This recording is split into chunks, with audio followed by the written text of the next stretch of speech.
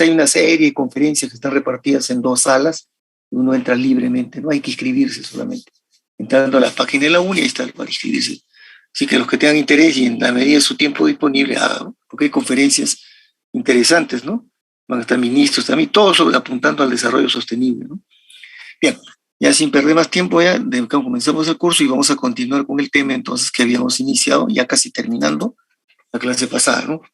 Ayer les envié los 2 archivos de este tema que ya lo tenían, ¿no? Y les he enviado el que continúa, que ahora lo vamos a empezar también a tratar, ¿no? Entonces, de estas características hemos visto ya casi todo, ¿no? Habíamos quedado en esto último sobre el aislamiento térmico, el eléctrico, la impermeabilidad, y estábamos por tratar el punto del comportamiento viscoelástico, ¿no? Bien, entonces decíamos que esto es lo que se llama las características del flujo en general, ¿no? O sea, los polímeros en ciertas condiciones, ¿no? Y no todos, pero una buena parte de los polímeros, cuando fluyen, o sea, cuando están en el estado de capacidad de moverse, de fluir, como lo que se llama en la ciencia, ¿no? El término, ¿no? Como fluido, lo cual no significa solamente líquido, sino también gas y sólidos en ciertas condiciones, ¿no? En esas condiciones los polímeros muestran una serie de características típicas, ¿no? Que los diferencian de todos los otros tipos de fluidos, ¿no? Ustedes saben muy bien por lo que han estudiado hasta ahora ya que los fluidos se clasifican entre los diversos criterios que hay para clasificarlos. Uno de ellos es según sus características de flujo, ¿no? Entonces aquí se habla o de newtonianos o no newtonianos, ¿no? Los newtonianos son los que se mantienen la viscosidad constante mientras fluyen, ¿no? Y hay que recordar pues algunos conceptos acá, ¿no? La viscosidad, esa propiedad tan importante que representa la resistencia al flujo que un fluido se ofrece a sí mismo. Cuando nosotros obligamos a un fluido a transportarse por fricción molecular, cuando el fluido es obligado a moverse, sus moléculas se desplazan como es lógico, pero se rozan, se friccionan y generan un efecto neto de oposición al flujo. Según la magnitud de esa fricción, va a ser la magnitud de la oposición. Y eso es lo que mide la viscosidad. Así de simple, ¿no? Entonces, considerada por muchos como una propiedad física más, pero en realidad dentro de la ingeniería se la conoce más como una propiedad de transporte, ¿no? Así como es la difusividad de masa, como es la conductividad de calor, etc. Son las propiedades de transporte. Entonces, la viscosidad representa eso en el fondo. Y los polímeros, y estamos hablando, cuando hablamos de un flujo de un material a temperatura constante. Sea este ambiente o cualquier otra, pero a una temperatura constante. Sin alterar la temperatura, se supone que la viscosidad, que depende mucho de la temperatura, ¿no? A temperatura constante se mantiene constante. Entonces, en esas condiciones de temperatura constante, al fluir, es que se va a apreciar el cambio de la viscosidad o no. Y ahí viene el concepto de newtoniano o no newtoniano, ¿no? Los fluidos newtonianos son los fluidos de flujo simple, porque mantienen su viscosidad constante. Es decir, cuando fluyen, lo hacen siempre de la misma forma. Ofrecen una resistencia al flujo, ¿no? Medida por su viscosidad, pero que es la misma durante todo el flujo. En cambio, los no newtonianos cambian, pues, ¿no? O sea, y a eso es lo que ya en los conceptos más modernos se denomina ahora el comportamiento viscoelástico, ¿no? Este término es el que ha ido reemplazando poco a poco, ¿no? A los viejos conceptos, pero el término de no newtoniano se mantiene, pues, ¿no? Por recuerdo a la ley de Newton. ¿Ya? A estos fluidos viscoelásticos se los denomina de diferentes formas, se le dicen fluidos complejos o de flujo complejo también. Fluidos también le dicen reológicamente complejos. ¿Por qué? Porque la ciencia que estudia el flujo de estos materiales complejos se llama la reología. Así como nosotros sabemos que hay el flujo de fluidos en general, ¿no? Pero en el flujo de fluidos se estudian principalmente los fluidos newtonianos. Cuando se trata del flujo de fluidos no newtoniano, eso ya lo estudia un área más sofisticada de la ciencia que nació posterior, ¿no? Y es la reología, que es el estudio del flujo y la deformación de los materiales. Y ahí están enmarcados los no newtonianos, están sin excepción casi todos los polímeros, en cualquiera de sus estados físicos y en cualquiera de sus formas de uso, ¿ya? Entonces, este término viscoelástico, que ha ido tomando cuerpo reciente de los años 50 en adelante, ¿no? Incluso ha sido motivo de un premio, ¿no? Premio de un físico, un premio Nobel, porque el término elasticidad, como ya hemos discutido en temas anteriores, hemos dicho elasticidad significa capacidad de deformación, y todos los materiales tienen capacidad de deformación, ¿eh? Los mismos metales, las cerámicas, aunque apenas se deformen mínimamente, los metales un poco más, los plásticos mucho más, ¿ven? Pero es un término que está relacionado a la deformación causada por esfuerzos, o sea, por fuerzas aplicadas por unidad de área. Cuando hablamos de termoplasticidad el otro día, estamos hablando de la deformación y el flujo por calor, ¿ven? Es una variante. Pero el concepto propio de elasticidad es eso, ¿no? Deformaciones por fuerza. Pero cuando hablamos de viscoso, la cosa se complica más, porque la elasticidad normalmente es relacionada al estado sólido. Cuando yo digo deformación de un material, porque estoy pensando que en estado sólido le aplico una fuerza y le cambio pues la forma, ¿no? Le cambio las dimensiones. En cambio, cuando hablo de viscosidad, estoy pensando en el flujo del material. ¿Ven? Entonces, ¿qué quiere decir esto? Que estos materiales complejos se comportan de doble forma, tienen como una doble personalidad, porque por un lado pueden fluir y por otro lado pueden deformarse cuando están en estado sólido. Pero la realidad es que cuando fluyen también se deforman algunos. Si hubiera sido solamente elástico, pensaba solo que los polímeros tienen elasticidad cuando están sólidos. Y cuando hablo de viscoso, quiere decir que estoy hablando del flujo de los materiales solo cuando fluyen. ¿Se dan cuenta? Y así puede ocurrir. Hay materiales que en ciertas condiciones o solo fluyen o en otras condiciones están solo en estado sólido. Eso pasa con los plásticos. Todos son a la temperatura ambiente sólidos. Entonces yo supuestamente a la temperatura ambiente puedo apreciar el concepto de elasticidad, pero cuando fluyen ya no todos fluyen. Los que fluyen son los termoplásticos. Los termorrígidos no fluyen normalmente. Entonces ven, ahí viene la diferencia. Pero sí, eso es cuando yo me quiero cerrar en ver estos dos términos separados, ¿no? Viscoelásticos. ¿Ya? Entonces queda claro, la elasticidad es para todos los materiales, y entre ellos todos los tipos de plásticos, termoplásticos y termorrígidos. Entonces veo las deformaciones causadas por fuerza. Pero la viscosidad va a ser las características del flujo, especialmente para los termoplásticos. Pero hay otros materiales, eso es lo que apunta este tema, pues, ¿no? Dice que cuando fluyen, o sea, termoplásticos, cuando fluyen, a su vez se deforman. Y de ahí es que al ver esos materiales, y no son pocos, ¿eh? Porque después se ha visto que este comportamiento simultáneo de fluir mostrando resistencia al flujo, o sea, la viscosidad, y a su vez deformarse, en realidad lo muestran todos los termoplásticos cuando están fluyendo, sin excepción. Uno más complejo que otro, uno de forma más complicada que otro. ¿Ya? Entonces no es solamente de que viscosidad por un lado y elasticidad en estado sólido, no. Cuando fluyen, también se deforman. Y por eso es que se impuso este concepto de viscoelástico. Y esto lo tienen por lo menos todos los termoplásticos. Y los termorrígidos tienen todas las características de elasticidad, o sea, capacidad de formación, y el flujo de ellos se hace en otras condiciones. También van a poder tener flujo, pero de otra forma. ¿Eso ya dónde va a interesar? En el procesamiento de los polímeros, al momento de transformarlos. De eso vamos a hablar, por supuesto, pero mucho más adelante. Ahora estamos hablando simplemente de la característica. ¿Ven? Este es un tema muy grande, porque es meterse a la reología, al flujo no newtoniano, que no es el tema del curso. Aquí simplemente lo mostramos como un aspecto, pero uno de los aspectos más característicos de los polímeros. Hasta un metal derretido, cuando está fundido, como lo hacen para procesarlo en la metalurgia, se comporta como newtoniano. Muchas de las sustancias petroquímicas que salen del petróleo son de alta viscosidad, mucho, pero se comportan muchas casi newtonianas. ¿Ven? Pero los polímeros casi ninguno es newtoniano, todos son no newtonianos normalmente. ¿Ya? Eso por un lado. Y producto de su esta otra característica, ¿no? La pegajosidad. Esto ha tenido muchas explicaciones, pero se ha encontrado, ¿no? Al final, que la única forma de justificar la pegajosidad es por la estructura molecular, ¿no? Pero se dice también que es por el alto peso, ¿no? Porque al tener un alto peso, ¿no? Entonces son moléculas grandes, entonces las moléculas cuando al fluir se friccionan, o sea, cuando van a mostrar su viscosidad, como son moléculas grandes y generan gran fricción entre ellas por ser grandes, generan gran oposición al flujo. Por eso que los polímeros de alto peso tienen viscosidades elevadas. Esa es la razón. Y en estas condiciones, ¿no? Muestran con mucha frecuencia esa característica pegajosa, ¿no? de adherente a una superficie. Muchos, la gran mayoría. ¿Ya? Salvo excepciones, pero la gran mayoría. Entonces, ese es otro problema. Porque no solamente es que tienen un flujo variante, porque cambia la viscosidad, sino encima son pegajosos. Y esto es una doble complicación al momento de fluir por una tubería, por ejemplo, o por una ranura, o por una geometría cualquiera. Todo esto, ¿por qué lo mencionamos acá? Porque esto complica el flujo, es parte de la característica del flujo. ¿Ya? Bien, entonces ustedes conocían ya desde antes estos comportamientos, pues, ¿no? Entonces, esta es la clasificación clásica, tradicional de los no newtonianos, ¿no? El pseudoplástico, que es, fíjense, todo a temperatura constante, hemos dicho, ¿no? Yo lo voy subiendo de velocidad, lo hago fluir cada vez mayor y va perdiendo viscosidad. Quiere decir que la fricción molecular va disminuyendo, ofrece cada vez menos resistencia y va fluyendo más rápido. Mientras más fuerte lo va a fluir, su flujo se vuelve más sencillo. Estos son los ideales, pues, porque son los más fáciles de bombear, digamos, o de transportar. Son la mayoría, además, de los no newtonianos. Más del 50% de los no newtonianos son pseudoplásticos.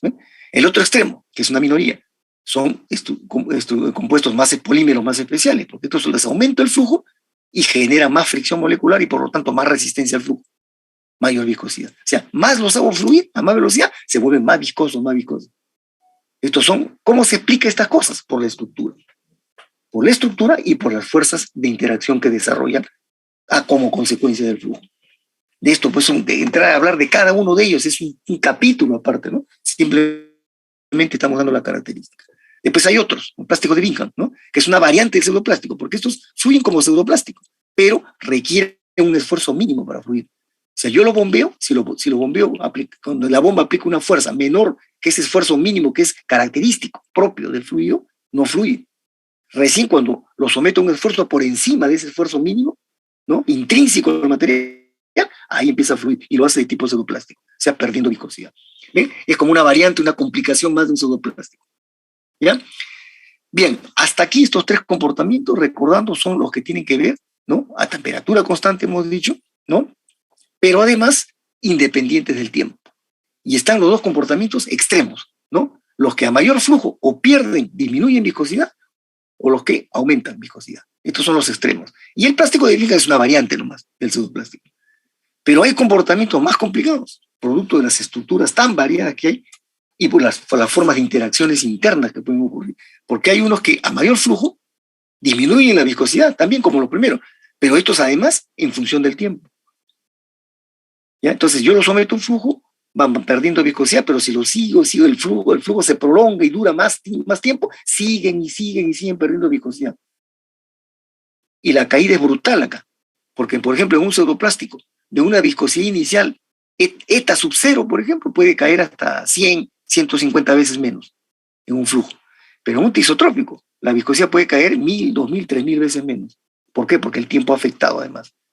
¿Cómo se explica esa diferencia entre el tisotrópico y el pseudoplástico? La estructura molecular de estos. Estos son polímeros más especiales. Y aquí hay de tipo polímeros naturales también. ¿Ya? Entonces estos son más fastidiosos, pues, porque no solamente hay que tener en cuenta, por un lado son buenos porque disminuyen la viscosidad, pero el tiempo hace un efecto.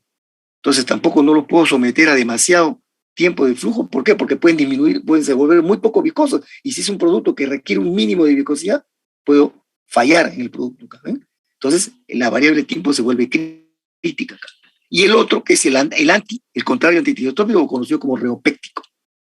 ¿Ven? Entonces estos son como los dilatantes, pero también con influencia del tiempo. Entonces yo los someto a un flujo, ¿no? Son dilatantes, van aumentando, pero si sigo prolongando el flujo, siguen aumentando así brutalmente también la viscosidad. Entonces un dilatante, por ejemplo, aumenta de un valor inicial a 100, 120 veces más. Eso es lo normal en un dilatante, pero un reopéctico puede aumentar 1500, 2500 veces la viscosidad. Entonces esto es un problema, porque ya de por sí los que tienen tendencia a aumentar la viscosidad ya son fluidos difíciles, porque si yo los bombeo cada vez a mayor potencia, se vuelven más viscosos, y encima la viscosidad va aumentando en el tiempo, entonces el tiempo se vuelve más crítico acá. ¿Ven? Porque puedo terminar en una viscosidad altísima. Bueno, este es el concepto de cada uno de ellos, ¿no? ¿Qué cosa representa? Pero esto se usa según la conveniencia, ¿no? Según el tipo de aplicación que van a tener. Y ya depende si es la industria normal, tanto química u otros campos como la civil, la electrónica, la petroquímica, o se trata de otras áreas como la industria alimentaria, por ejemplo, o el tratamiento de efluentes, o la minería. Entonces estas cosas, que aparentemente en unos casos son mejores que otras o más beneficiosas que otras, se vuelven relativas, pues, según la utilización del producto, ¿no? Bueno, esto es como el primer punto. Y esto es lo que se acostumbra a representar, como han visto ustedes, ¿no? Son las gráficas, esfuerzo cortante de la ley de Newton versus la velocidad de corte, ¿no? Que es la derivada lineal de la velocidad. Entonces, este es el parámetro que cuantifica como acá está el gradiente de velocidad, esto es lo que mide la magnitud del flujo. Si este valor es mayor, quiere decir que estamos aumentando de velocidad en el flujo. Entonces, ahí está el newtoniano, ¿no? Que está acá la ley de Newton con mu constante, ¿no? Si yo veo en este gráfico tau versus velocidad de corte, entonces el cociente tau entre velocidad de corte es la pendiente y es la viscosidad. ¿Ven? La recta pendiente constante y velocidad constante es el newtoniano. ¿Ven? En cambio, el que va perdiendo viscosidad como el pseudoplástico, ¿ven? Tiene esta curva así, decreciente, porque quiere decir que a medida que aumenta la velocidad de corte acá, la pendiente está disminuyendo, o sea, la viscosidad va disminuyendo. Es tipo convexa, o sea, abierta hacia abajo. En cambio, el dilatante es así una curva creciente, ¿no? A mayor velocidad, cada vez la pendiente es mayor viscosidad. Es tipo cóncava, abierta hacia arriba. ¿Ven?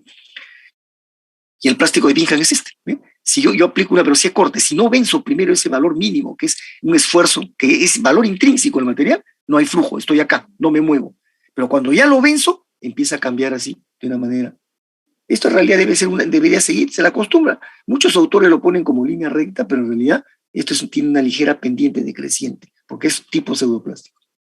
Acá están los comportamientos extremos, entonces. El tixotrópico y el reopéctico, los que son funciones del tiempo, no se pueden representar en esta gráfica sola, porque ¿cómo mido el tiempo acá? ¿Ven? Hay autores, y lo digo esto porque aparecen bibliografías así, que dicen, no, sí se puede. Es como que, por ejemplo, a ver, el tixotrópico, ¿no? Que es el que pierde viscosidad, y no solamente con el flujo, sino con el tiempo. O sea, es como un pseudoplástico. Entonces acá lo representamos así. Es como que yo hago este test, llego hasta acá, al límite, paro, ¿no? Dejo que el fluido, si yo dejara que el fluido regrese, voy a encontrar que esto está a un valor de viscosidad menor. Ya perdió viscosidad. Y de inmediato hago otro test, así continúa otro, y voy a ver que esto ya va a estar a un valor menor. Sigue perdiendo viscosidad. Lo dejo que repose, regresa a un valor menor. Vuelvo a hacer otro menor, y así voy notando, voy adaptando, digamos, de una manera que no es la ideal, ¿no?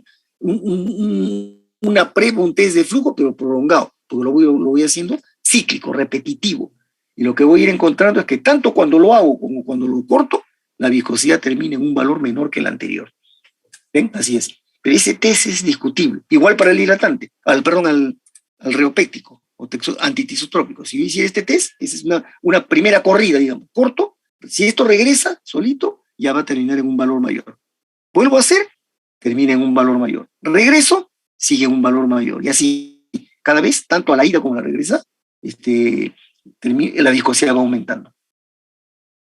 ¿Ya? Entonces, esos fluidos, función del tiempo, son los más difíciles. Más adelante hay una explicación cómo se los representa mejor, ¿no? Esta curva es la más común, pero hay otra también que es la medición de la viscosidad directa versus la velocidad corta. O sea, a mayor velocidad, cómo se afecta la viscosidad. ¿Ya? Bueno, eso está dicho ya pues acá, ¿no? ¿Ven? Bueno, en cambio, miren, aquí vemos lo mismo, y acá están cómo se haría ese test tau versus velocidad de corte cíclico.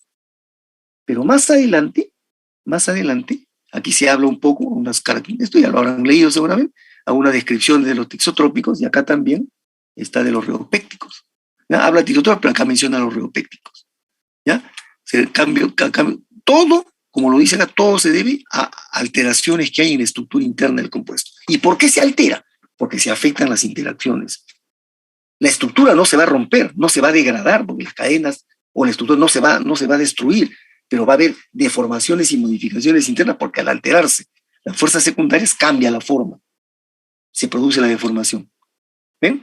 Entonces, queda así. Y ahora voy a hablar de algunos ejemplos. Y esta es la forma más común de representar a los tisotrópicos y reopécticos. ¿Ven? Entonces, mira, se hace que yo los aplico a un gradiente de velocidad constante, ¿no? Ante la imposibilidad de poder representarlos en esta gráfica con el tiempo, entonces, ¿qué voy? Porque acá estoy variando la gradiente. Entonces, ahora lo que voy a hacer es, para ver el efecto del tiempo, solo lo voy a someter a un gradiente constante, pero en función del tiempo. Y eso es lo que representa esta gráfica, ¿ven? Y esta. ¿Ya? Acá está, a gradiente constante, miro, ¿no? Cómo el esfuerzo cortante va a ir decayendo. ¿Por qué? Porque cada vez se vuelve menos viscoso, ¿no? Esto representa la pérdida de viscosidad, y que se traduce como cada vez un esfuerzo menor en el fluido. Y el reopéctico al contrario, ¿no? A un gradiente constante, cada vez la fuerza que se va generando en el fluido es mayor. ¿Por qué? Porque hay más resistencia al flujo, la viscosidad está aumentando. ¿Ven? Así. Y ya ahí nomás lo dejo, porque este es un tema ya de meterse en la reología, ¿ven? Y hay muchas curvas para representar a todos estos tipos de fluido de acá. Todos tienen diferentes tipos de curvas, donde la más conocida es esta. Y la otra más conocida es la viscosidad versus la velocidad corta. A esas se le llaman curvas de flujo, curvas reológicas, le dicen, ¿no? Pero hay una lista de curvas, y ese es el campo de la reología. Entonces los polímeros tienen todo eso, ¿ya? Y esta última grafiquita que está acá, ¿ven? Este es el test cíclico que le decía yo, ¿no? Si yo hiciera esto, pierde viscosidad, y si yo lo corto, como dicen estas transparencias donde habla de los polímeros, ahora si yo lo corto acá, regresa a un valor teóricamente igual, pero en realidad termina más abajo. Si lo vuelvo a hacer, ya, ahora vuelvo a aumentar la velocidad, termina un valor menor. Nuevamente regresa, termina un valor menor. Pero eso es muy complicado, pues, porque tendría que hacer cuántas gráficas para cada uno. Por eso la mejor manera es esta. a gradiente constante, ver la pérdida o el aumento de la viscosidad. ¿Ya? Y acá está la viscosidad, la otra curva, viscosidad versus esfuerzo cortante, ¿no? ¿Ya? Y esta es la segunda curva. Esfuerzo versus velocidad de corte y viscosidad versus velocidad de corte. Y estos son temas que se mencionan ya en los cursos previos, ¿eh? Desde el fenómeno del transporte sí hablo de esto, ¿no? Y después creo en cantidad de movimiento también algo les deben haber dicho esto, porque esta es la esencia del flujo de los fluidos. ¿Ya? Entonces, miren, recordando entonces, estos son los comportamientos. Ahora, ejemplos, miren, los pseudoplásticos son normalmente los de flujo más complejo. Acá están los de estructura más simple. Generalmente los que vamos a definir ahora como estructura polímeros lineales, pero los de estructura lineal más sencilla de todas. Son varias de las familias de adición, varias de las familias de condensación. ¿Ya? Los dilatantes son más especiales. Estos normalmente, muchos de ellos ya no son polímeros puros, sino son suspensiones poliméricas, emulsiones poliméricas o estructuras llamadas geles, ¿no? Algunas de ellas ya muestran esto, donde se desarrollan fuerzas secundarias a medida que yo lo someto más al flujo, por la estructura especial que tiene, las moléculas empiezan a interactuar más y empiezan a friccionarse más. ¿Ven? Eso ocurre en ciertas estructuras y por lo tanto van aumentando más su resistencia al flujo, aumentan su viscosidad. Entonces, esto es, a veces uno dice, ¿cómo puede ocurrir esto? Pues si ocurre, pues. Para esto hay que entender la estructura del polímero. Esto es un grupo minoritario, pero no son poquitos tampoco, ¿no? Yo casi como digo, estos son más del 50% los de arriba, estos son fácilmente 15 a 20% los polímeros, ¿no? El plástico de Bingham sí son grupos reducidos, ¿ya? Por ejemplo, un caso típico del plástico de Bingham, mire, un producto, bien, como le decían antes, ¿ya? A veces estos ya no son polímeros puros, sino son estados especiales como suspensiones, emulsiones, geles, etc. El plástico de Bingham, un producto típico, uno de uso doméstico, la pasta de dientes. ¿Qué cosa es la pasta de dientes? A ver, ustedes dentro de lo que saben de la química, lo que recuerdan de la química, ¿cómo definirían al estado físico de la pasta de dientes? Yo les pregunto, ¿el líquido es? No es líquido. ¿Sólido? Tendrían dudas, ¿no? Dirían un sólido bien blando. Sí, pero no, como otros dirían, no, eso no es sólido. ¿Cómo llamarían a ese estado de la pasta de dientes? ¿Una suspensión? Tampoco, no es una suspensión. ¿Eh? ¿Cómo llamarían ustedes a la pasta de dientes? ¿Qué tipo de estado físico es eso? ¿O cuál creen? A ver, alguno de ustedes, dígame. Una emulsión, profe, podría ser. Claro, pero otros dicen claro, una emulsión, otros dicen una gel. Y algunas de las geles son estados emulsionados también de polímero. Pero hay diferencias, ¿no? Por eso la ciencia habla separado. Suspensión, emulsión, gel, incluso hay el estado micelar, ¿no? Pero acá no ocurre eso. Los polímeros no forman, rara vez forman micelas. Y eso es una emulsión polimérica, ¿ya? Y otros dicen, no, más se parece a una gel. Bueno, depende del tipo de marca. No todas las pastas de dientes son idénticas. Unas son más espesas que otras, ¿eh? Pero en general, agarremos un ejemplo, una emulsión, ¿ya? ¿Por qué? Porque esa gel, ¿qué cosa es? Al final la pasta de dientes es un cuerpo que es una estructura así como gelatinosa, pero con consistencia, ¿no? Eso es un polímero, que a veces es natural o un sintético, pero no tóxico, al cual le ponen carga para darle un poco más de cuerpo, le ponen pigmentos no tóxicos, ¿no? Y le ponen de diferentes colores, porque han visto que vienen de colores a veces la pasta de dientes, y le ponen pues el producto principal que es el anticaries, ¿no? Pero viene en una dosis pequeña. Todo eso está mezclado y es un estado emulsionado. Ahora, yo les pregunto, ahí venía, ¿por qué se llama plástico de Bingham? Ustedes agarran el recipiente de la pasta de dientes, lo ponen boca abajo, le sacan la tapa, ¿no? Y lo ponen boca abajo. Yo les pregunto a ustedes, ¿sale la pasta de dientes? No sale, ¿no? ¿Quién sería la fuerza que lo obligaría a salir? Una vez que lo he destapado y lo he puesto boca abajo. ¿La presión? La gravedad. La gravedad. ¿Me das cuenta? Entonces, si yo lo pongo boca abajo, ¿quién estaría tratando de jalarlo? La gravedad nomás. Pero es una fuerza que no logra vencer su esfuerzo mínimo de este plástico de Bingham. Entonces no sale, pues.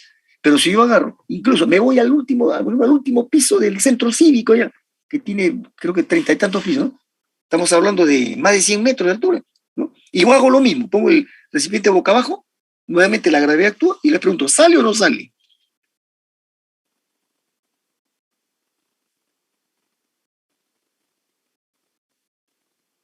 sea que esté acá, parado, o que me vaya al último piso del edificio. ¿Sale o no sale?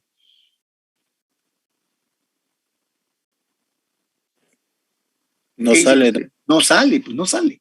Bueno, pero sin embargo, sin necesidad de irme a un piso alto, puedo ir parado aquí en el primer piso, con el chisguete hacia abajo, y le doy una apretada con la mano en la parte de abajo y sale. ¿Ven? Esa fuerza que yo apliqué, tipo tangencial, una fuerza tipo tangencial, es la fuerza que ha vencido ese esfuerzo mínimo y empieza a fluir.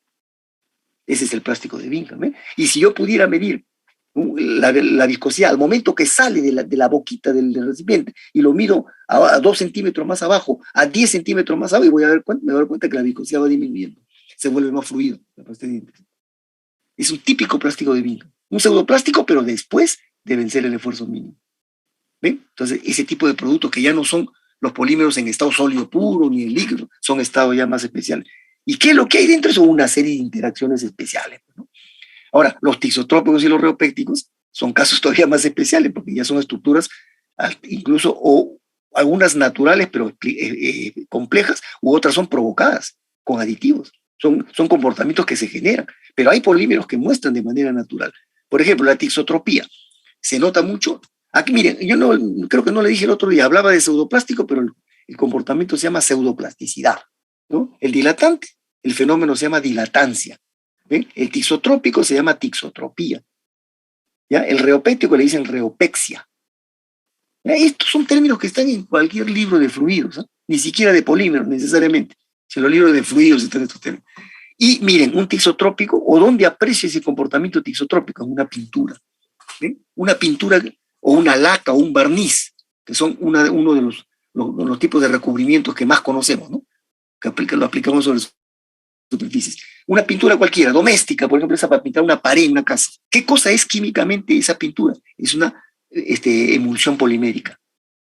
Es un polímero que está en estado emulsionado, pero son macromoléculas. ¿Ya? Eso lo vamos a estudiar en la tecnología de las polimerizaciones. ¿Cómo se obtienen esas emulsiones poliméricas en el reactor químico? ¿Ya? Entonces, esa tixotropía se nota ¿por qué? Porque miren, yo les pregunto a ustedes, van a pintar, por ejemplo, un pedazo de pared, una pared que sea 1 metro cuadrado, y tiene su pintura, y tienen o su brocha o su rodillo, cualquiera de los dos. ¿Ya? Sacan la pintura un poco, lo ponen ahí, lo tiran a la pared, y ahora van a pasar la brocha o rodillo. ¿No? Ustedes empiezan, al comienzo, cuando sacan una cantidad de pintura, sale pues como un bodoque, ¿no? Espeso, pero se va a chorrear. Entonces yo empiezo a pasar la brocha, así, de arriba hacia abajo, de arriba. ¿Qué cosa estoy haciendo cuando paso la brocha o el rodillo de arriba hacia abajo? Físicamente, ¿qué estoy aplicando yo ahí? Con el brazo. ¿Ah? Y contra la superficie. ¿Qué es lo que estoy aplicando ahí?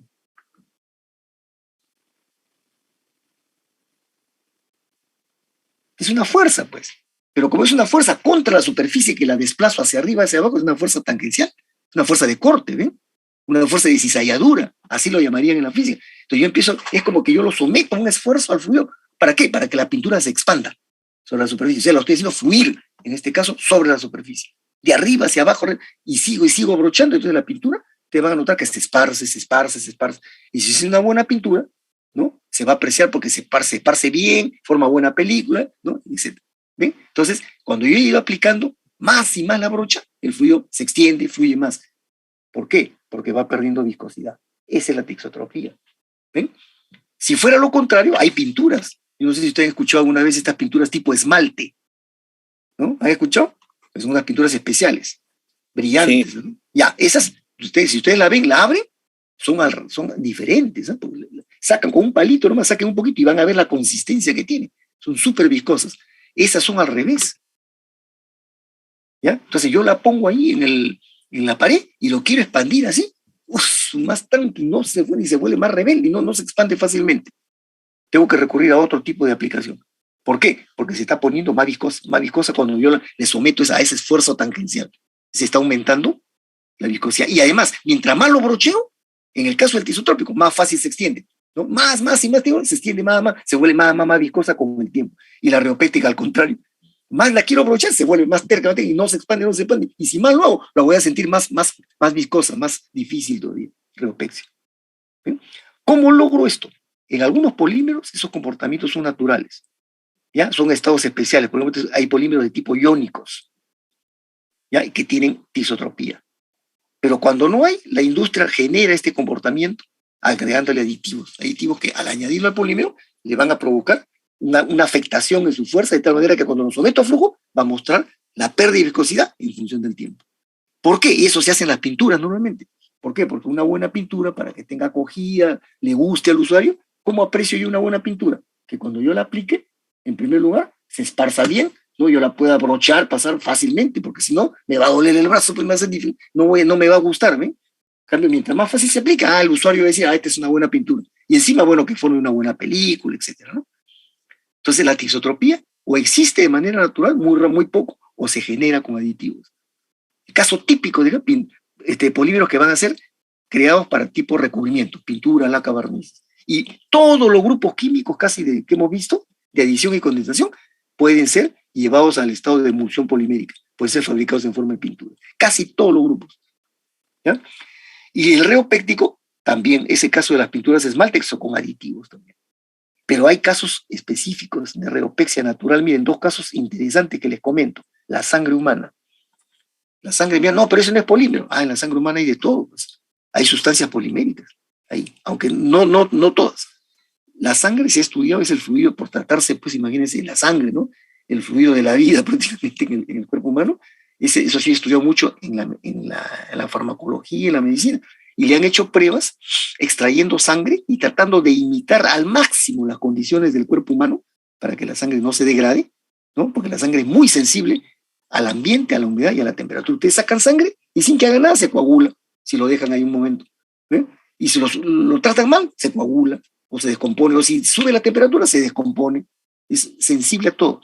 Pero cuando han sacado sangre y la han mantenido en la forma ideal, en las condiciones del cuerpo, y lo han hecho fluir, eso significa un experimento diseñado, ¿no? Como imitando el flujo de la sangre por las arterias y las venas, se ha encontrado que aumenta la viscosidad. Si yo lo someto a más flujo, aumenta. Y cuando esto se prolonga en el tiempo, peor, se vuelve más un típico reopéctico. Entonces, eso le ha dado muchas luces a la medicina, porque cuando hay problemas en el organismo que generen el aumento del flujo sanguíneo, se puede producir la reopexia. ¿Y qué significa la reopexia? Que la sangre se vuelve más viscosa y en un momento determinado puede pasar casi a un estado medio sólido. Y eso son enfermedades graves, cardiovasculares, como ejemplo la trombosis, ¿no? Que son como coágulos medio sólidos que se forman en las venas. ¿Y qué significa eso? Que son como tapones, como piedras en la tubería, que impiden el flujo sanguíneo y pueden producir un infarto. O como son piedras, el flujo trata de pasar con los obstáculos y se vuelve más fuerte la presión, puede reventar una vena. Ese es el tema ya de salud. ¿Pero producto de qué? De un fenómeno, miren, de reopexia en la sangre. ¿No? Entonces la medicina estudia mucho los fluidos no newtonianos, porque ahí estudian la proteína, los carbohidratos, ellos están más con fluidos no newtonianos que nosotros en la industria. Y otro caso de un tema industrial, de un producto que se fabrica en la industria, que antes se hacía pues domésticamente, la mantequilla. Mira, la mantequilla, ¿de dónde sale? De repente esto no lo saben ustedes por la edad que tienen, son jóvenes. Yo los doblo más en edad. Yo recuerdo en la década del 60, cuando estaba en primaria me acuerdo, yo nací aquí en Lima, me acuerdo que en Lima las tiendas, por ejemplo, vendían la mantequilla, la vendían así, de manera, digamos, al peso, ¿no? Casi no había, como ven ustedes hoy día todo lo compran envasado, todas las marcas, ¿no? Y antes no, casi no había solamente un producto tipo así, grasa, que era la margarina, una que se llamaba Astra, ¿no? Que era margarina vegetal, y la gente no la compraba porque decía, no, esa margarina, eso no es para consumo, eso es para los animales, decían así, torpes, ¿no? Ignorantes, porque la margarina vegetal era más sana más bien que la mantequilla que era de origen de grasa animal, ¿eh? Entonces nadie consumía, pero la mantequilla, ¿cómo la hacían? Yo he visto eso, ¿ya? La gente antes pues tomaba, la costumbre era tomar leche de vaca, en cantidad, la gente desayunaba, almorzaba, tomaba lonche y comía, ¿no? Y en el lonche, en el desayuno, toda la familia, que normalmente era numerosa, tomaba leche. Entonces, en una casa normalmente había pues 7, 8, 10 miembros o más de la familia. Imagínense todos los días tomando esa cantidad de leche durante una semana. En una semana pues compraban 15, 18 litros de leche. Eso era para una familia. Entonces, cuando la hervían, pues esa leche era leche de establo, ¿no? Leche de establo era. Entonces la hervían para, digamos, pasteurizarlo un poco. Y una vez que la hervían, que la dejan enfriar, la nata se quedaba en la parte superior, como una capa, así, donde está la mayor parte de la grasa de la leche. Se concentra. Entonces, ¿qué hacía la familia? Toda esa nata ¿no? La juntaban y sacaban pues, una cantidad grande por semana. Le salía un recipiente de nata. Entonces, esa es la materia prima de la mantequilla. ¿Se dan cuenta? Y en esa nata estaban mayormente grasa, pero también había algunos carbohidratos, parte de la proteína de la caseína, una parte mínima, la mayor parte se quedaba en la parte líquida, ¿no? Pero esa nata era la nata. Entonces, ¿en qué consistía la fabricación de la nata? La familia se agarraba 2 cucharas, la nata la ponían en un recipiente tipo cacerola y empezaban a batirla así, con 2 cucharas, dale, y dale. Fíjense, el hecho eso de batir, imagínense ustedes, cuando hacen la acción esa de batir, ¿qué están haciendo? Es como si aplicaran una fuerza tangencial también. Pero le daban bati, bati, bati, sin parar. El proceso duraba como 1 hora y media, que a veces tenía que reemplazar uno al otro porque dolía el brazo ya. Entonces, la nata, ustedes veían que era mira, así una sustancia media entre acuosa y líquida y sólida, cómo iba tomando cuerpo. Mientras más la batía, se iba poniendo más espesa. Bueno, la gente decía más espesa, pero en realidad era más viscosa. A la media hora ya notaban la gran diferencia. Seguían como a la hora ya estaba media sólida. Cuando terminaban como a la hora y media estaba casi sólida, como conocen ustedes a la mantequilla. Y de paso, en ese lapso, le echaban una yemita de huevo, así, para darle un poquito de amarillento, porque la nata es cremosa, media pálida, ¿no? Le echaban un poquito de salsita, todo. ¿Sabe? Y así la gente sacaba su bloque de mantequilla después de haber batido 1 hora y media la nata. Y eso hacían en las tiendas. Uno iba a la tienda y encontraba en las vitrinas, bien cerradito, todo un bloque que parecía como un hielo así, de mantequilla, envoltito. Entonces uno iba y compraba. Yo recuerdo, deme 2 soles de mantequilla. Y el del vendedor de la tienda agarraba con un cuchillo y ¡pac! Cortaba un pedazo de la mantequilla y se los envolvía en papel manteca y se lo daba así. Esa era la costumbre. ¿Qué cosa era eso? Reopexia. Porque yo, al someter a más batido, a más flujo, iba aumentando la viscosidad, pero como lo prolongaba en el tiempo, seguía y seguía aumentando en el tiempo. Y de lo que era casi líquida terminaba como un sólido. Típica reopexia. Hoy día en la industria no se hace así, pues, ¿no? La industria, ¿qué hace? Trae los componentes, los pone en un tanque con un agitador, pero hace lo mismo, empieza a agitar, y a partir de la nata y se va formando la mantequilla, o sea, van apreciando la reopexia también. ¿Sí? Entonces hay muchos ejemplos de todos estos comportamientos. Pues uno trata de explicarlos de manera natural, pero muchos de ellos también se hacen provocados, como les he dicho, en el caso de las pinturas, ¿no? Bien, entonces estábamos por acá ya, ¿no? Y finalmente les digo todos estos comportamientos para explicar esta naturaleza, ¿no? Viscoelástica, no newtoniana, de flujo complejo, se miden con diferentes tipos de parámetros, que son las llamadas propiedades reológicas. Aquí ve las 2 primeras, que son las que conocemos, la viscosidad y el esfuerzo cortante. Estas están relacionadas por la ley de flujo. Y miren, ahora recién yo voy a comentar este gráfico de acá, que el otro día lo mencioné nomás en sus inicios, porque todo lo que se grafica acá siempre es, en la columna de la derecha, es algún tipo de esfuerzo en función de una deformación provocada. ¿Ven? Yo aplico una fuerza y lo deformo el material. Y eso es lo que clasifica los fluidos. Entonces, estas propiedades, estas 2 primeras están relacionadas. La ley de Newton me dice, el esfuerzo cortante es igual a menos la viscosidad por la velocidad de corte. O sea, la derivada de la velocidad por la distancia. Ahí está la relación entre las dos. Pero esa relación, que basta a veces para diferenciar los materiales, no es lo único que los diferencia. Miren estas propiedades, estos nombres que nunca han escuchado de repente. Deformaciones diversas. Se habla de deformaciones en estado dinámico, en estado estático. Viscosidad elongacional. Es cuando yo mido el cambio de viscosidad en un flujo en la cual yo estoy elongando al material. Esto se mide mucho en los elastómeros, por ejemplo. Los esfuerzos normales, que son ciertas fuerzas, ustedes conocen la gravedad, la presión, la fuerza tangencial, pero este es otro tipo de esfuerzos normales, que no quiero meterme esto porque esto me llevaría 1 hora a hablar y no es el caso, ¿ya? Pero son esfuerzos que se ven en estructuras especiales como la de los polímeros. Y estos explican fenómenos raros, como vamos a ver, que no tienen los fluidos normales. Los módulos de energía, también considerados propiedades, porque se considera que un material cuando es o deformado o fluido, o hecho fluir, ¿no? Absorbe energía por un lado y por otro lado libera energía. Que va a haber un módulo de absorción y un módulo de liberación de energía. La tangente delta, que es una propiedad relacionada a los módulos de energía. Y así hay el doble más de propiedades. Todo esto, a partir del tercero, sobre todo el tercero y el cuarto, son ya estudiados por la reología. Para nosotros en la ciencia normal de los fluidos, las 2 primeras. ¿Ven?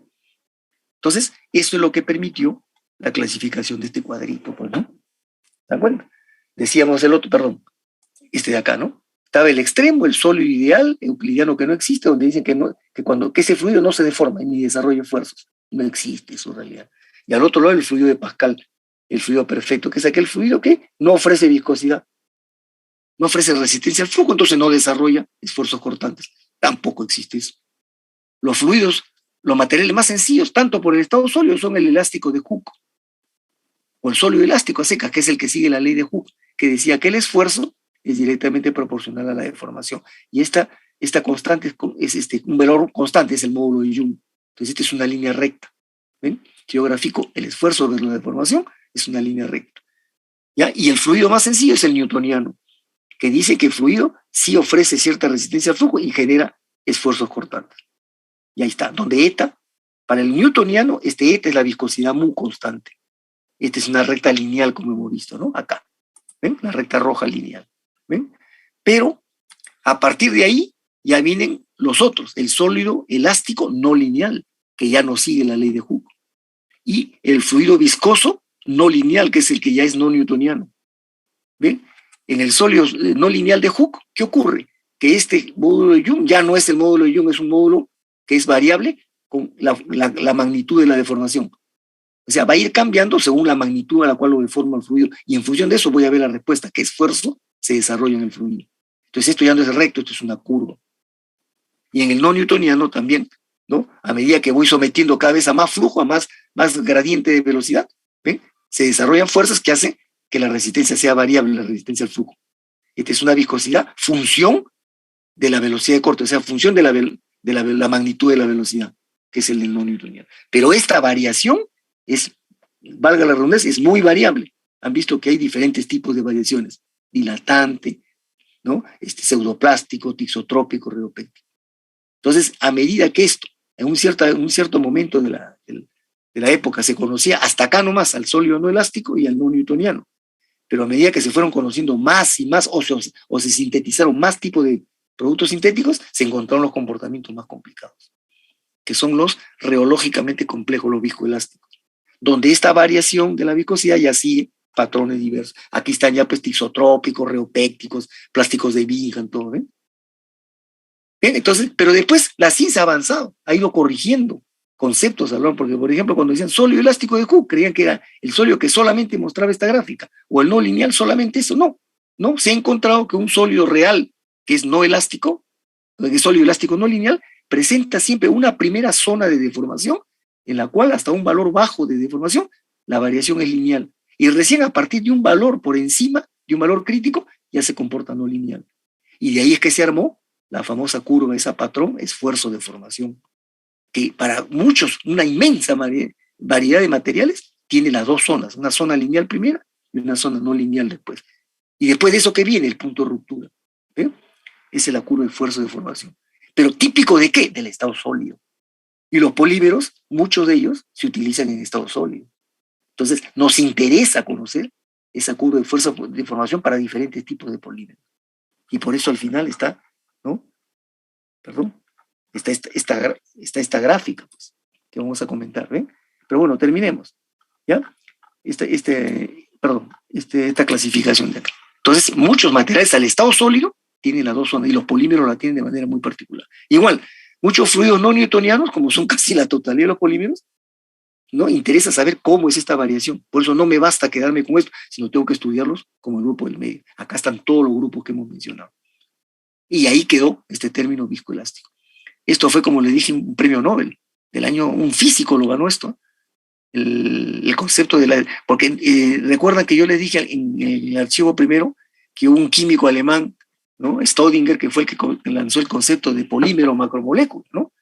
¿Se dan cuenta? Eso fue en los primeros años del siglo pasado, ganó el premio Nobel, ¿no? Y después otro empezó a estudiar este comportamiento cuando ya se sabía las leyes de Newton, las leyes de los no newtonianos, ¿no? La ciencia había avanzado mucho ya, hasta los años 40, 50, y lanzó el concepto de viscoelasticidad, que es para los materiales que tienen ese doble comportamiento. Sólidos muestran todas las características de elasticidad y fluidos todas las características de flujo con la viscosidad. ¿Quiénes son esos materiales? Los polímeros, casi todos. Y algunos productos que están en otras zonas de la naturaleza. Por ejemplo, en los derivados petroquímicos. Hay un grupo de ellos que son de naturaleza viscoelástica. Por ejemplo, la brea, lo que nosotros conocemos como la brea, que se utiliza para poner de base antes de asfaltar una pista. Ese producto que es como una melcocha. ¿Han visto ustedes cuando están asfaltando una pista en la calle? Está ahí una máquina que está moviendo ya a temperatura, ¿no? Está caliente. ¿Por qué? Porque si lo pongo a temperatura ambiente se vuelve como una piedra. ¿Ven? Lo tengo que derretir, someter a temperatura para fluidizarlo y ahí lo aplico.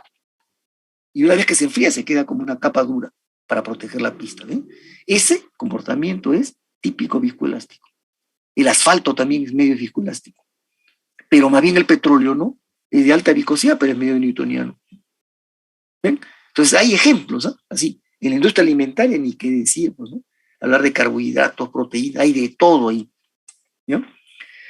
Bien, entonces, así, entonces para concluir este punto, muy relevante, porque esto lo vamos a seguir tocando en el capítulo de tecnología de polimerización y más en el procesamiento. Porque va a interesar cuando la industria va a manipular estos compuestos en el estado fluido, por ejemplo, ¿cómo lo va a hacer? Bombeándolos. Entonces el bombeo de estos es un problema, pues, ¿no? Sabiendo que son no newtonianos. Bien, entonces en el estado sólido decía esta curva, porque muchos polímeros o están en estado sólido antes de aplicarse, o ya en forma de producto final, ya como lo va a usar el consumidor, están en estado sólido, pues, ¿no? Entonces voy a apreciar el comportamiento. Entonces esta gráfica que es la curva de esfuerzo de formación, ¿ven? Estrés versus strain. Strain es la palabra tradicional para hablar de deformación, pero también en el inglés existe deformation, ¿eh? También existe el término. Esta gráfica está tomada de este texto de Polímeros, un libro clásico, y es un poco antiguo, el texto de Lodian. Este lo teníamos en la biblioteca, no sé qué pasó, desapareció el libro, ¿ya? A pesar de que en el año 91, esta es la última edición, es un libro muy bueno. Lodian fue uno de los grandes escritores sobre el campo de los polímeros, un químico, ¿no? Entonces él planteó esta curva, miren, independientemente de los valores numéricos, ¿no? Eso puede servir para comparar, pero acá vemos los comportamientos, miren. El comportamiento que ven en amarillo, que es el que se aproxima al perfil clásico de la curva esfuerzo de formación, es el que tiene los plásticos llamados flexibles, ¿ya? Flexibles, ¿qué quiere decir? Que tienen facilidad de formación, tienen elasticidad fácil, ¿no? Y estos normalmente, ¿quiénes son? La mayoría de los termoplásticos, la gran mayoría de los termoplásticos, ¿ya? Entonces acá observamos en una zona de deformación baja, digamos hasta este punto, miren, donde está el cursor, ¿ya? Si yo bajo la perpendicular, es una deformación baja, puede ser algunas decenas nomás de porcentuales, ¿ven? El comportamiento es lineal. O sea, la relación entre el esfuerzo y la deformación es constante. Estos son el sólido de Hooke, ¿ven?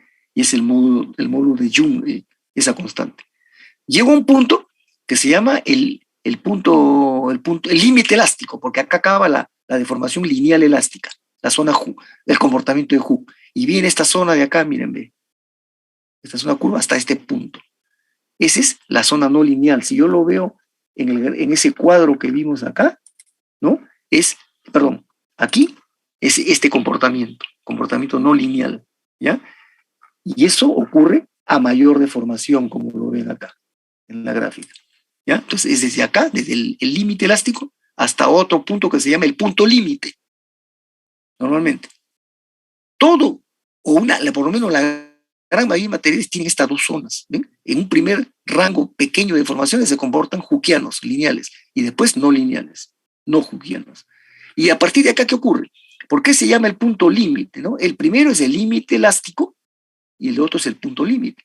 ¿Por qué? Porque a partir de acá ya la estructura ha sufrido ya grandes transformaciones, producto de cambio de las fuerzas de interacción, modificaciones estructurales incluso, modificaciones estructurales, y a partir de ahí el material, fíjense, yo lo puedo seguir deformando y ya casi no desarrolla esfuerzos, ya no tiene respuesta el material, porque está ya alterado fuertemente. Y en un punto determinado como este, por aquí, en esta región, donde vuelve a cambiar, quiere decir que un poquito más aumento la deformación, ¡brum!, desarrolla bruscamente esfuerzo y se rompe.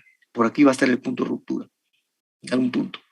Entonces, este perfil típico así, de tres zonas, zona lineal, zona no lineal, ¿no? Y este plató que le dicen, esta llanura, hasta llegar al punto de ruptura, es la curva típica de esfuerzo de formación. Y eso lo muestran muchos plásticos normales llamados flexibles, que son en su gran mayoría termoplásticos. ¿Ven? Pero sin embargo, yo a partir de ahí tengo los otros comportamientos. Miren los elastómeros. Los elastómeros se elongan grandemente, con poca deformación, y hasta que en algún punto se rompen también. Entonces, miren, eso se muestran ya casi, y eso ni siquiera muestran zona no lineal, esto simplemente les aplico, miren, si yo comparo el límite acá, un punto de la zona lineal, acá por ejemplo, que sea 30, 40%, ¿ya? Yo he tenido, para lograr ese 30, 40% en un termoplástico, significa un esfuerzo, si lo llevo por acá, de más o menos acá, estoy hablando de 600, 700, 800 newtons por centímetro cuadrado. Pero para lograr esa misma deformación en un elastómero, miren, ¿cuánto? 100. ¿Por qué? Porque el elastómero con mucho menos fuerza se elonga rápido. Entonces la comparación, esta separación me muestra claramente lo mucho más blandos que son estos materiales y se elongan mucho más. Y fíjense, tengo que elongarlos 400, 500% para que se rompan. Muchos plásticos flexibles, yo puse el plató, pero muchos se rompen por acá. Pasado nomás el punto y se rompen por acá nomás. ¿Eh? Y los elastómeros se rompen recién por acá. Entonces la diferencia es clarísima. ¿No? Y dentro de esos, ahora, saliendo de los elastómeros, regresando de nuevo a los plásticos. ¿Ya? Entonces ahí tengo los plásticos duros. Y hay diferentes categorías. Por ejemplo, un caso particular de estructuras duras son las fibras. Porque durante el proceso de fabricación, que vamos a conocer también al final, ¿no? Se hace un proceso mecánico de un estiramiento muy fuerte a la fibra para que la estructura se vuelva muy sólida. Entonces, una fibra de por sí es una estructura muy orientada y con alta resistencia mecánica. Por eso, si yo comparo esta línea media turquesa con la amarilla, que es de un plástico normal, miren, ¿no?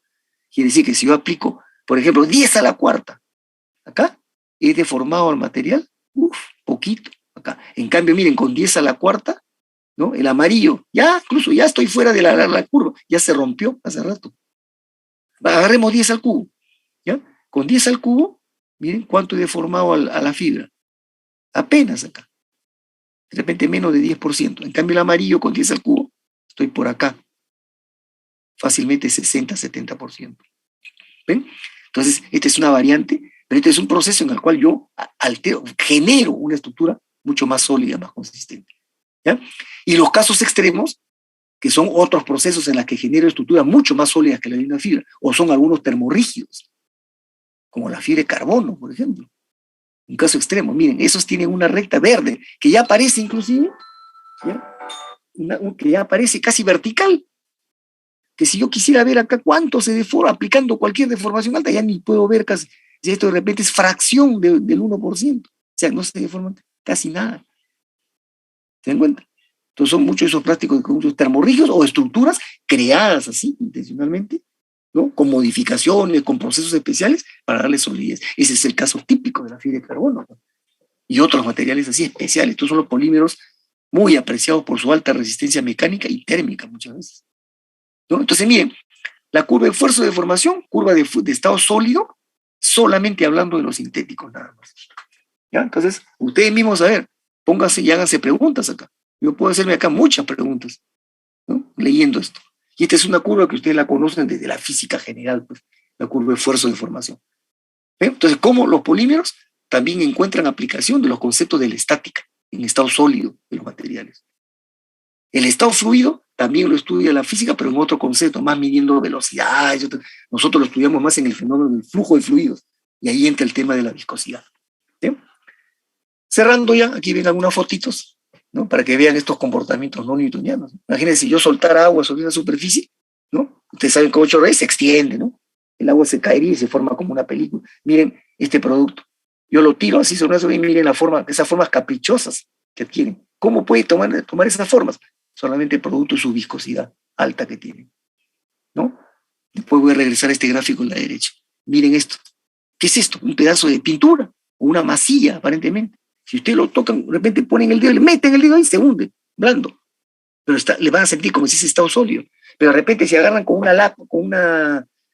¿cómo se llama este producto de jardinería para sacar la tierra? Bueno, con una lámina, agarra y lo expanden así horizontalmente, de repente se extiende y fluye un poco. ¿Ven? Y pueden formar una película más delgada.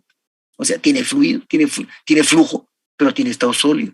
O yo le aplico una fuerza horizontal así, o vertical así, de arriba hacia abajo, y lo deformo.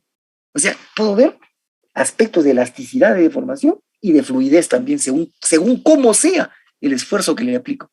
O sea, viscoelástico. ¿Sí? Doble comportamiento, según cómo lo trate el material. Igual acá, miren, esta es una pintura de repente, cuando lo estoy moviendo, y miren, salpica. Si esto fuera agua, salpican gotitas pues que se van hacia afuera. Y miren esto, esas formas, ¿producto de qué? De la estructura que tiene esto, ¿no?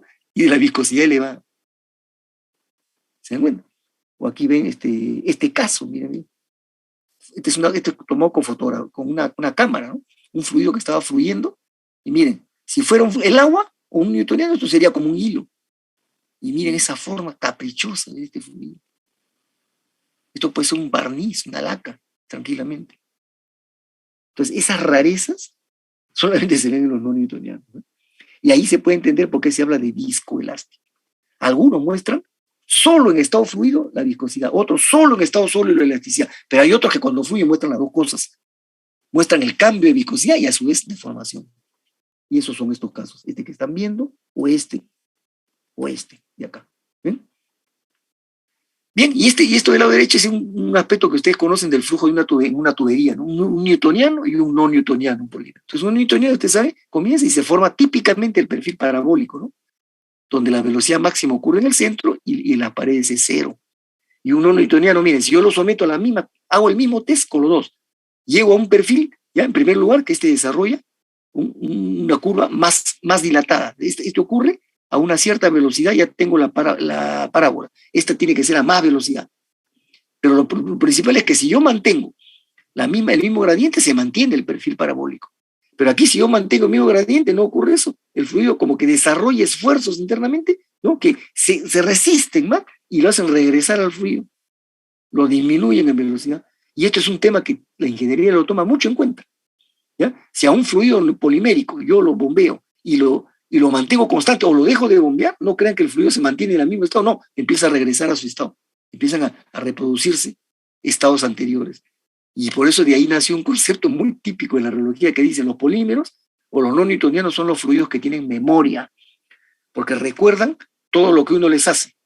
Yo los someto a un esfuerzo, muy bien, fluyen, pero se van guardando acá, como resentidos, ¿sabes? Se van guardando, ¿no? Cosas. Al momento que yo los libero, se vengan, regresan o hacen cosas raras.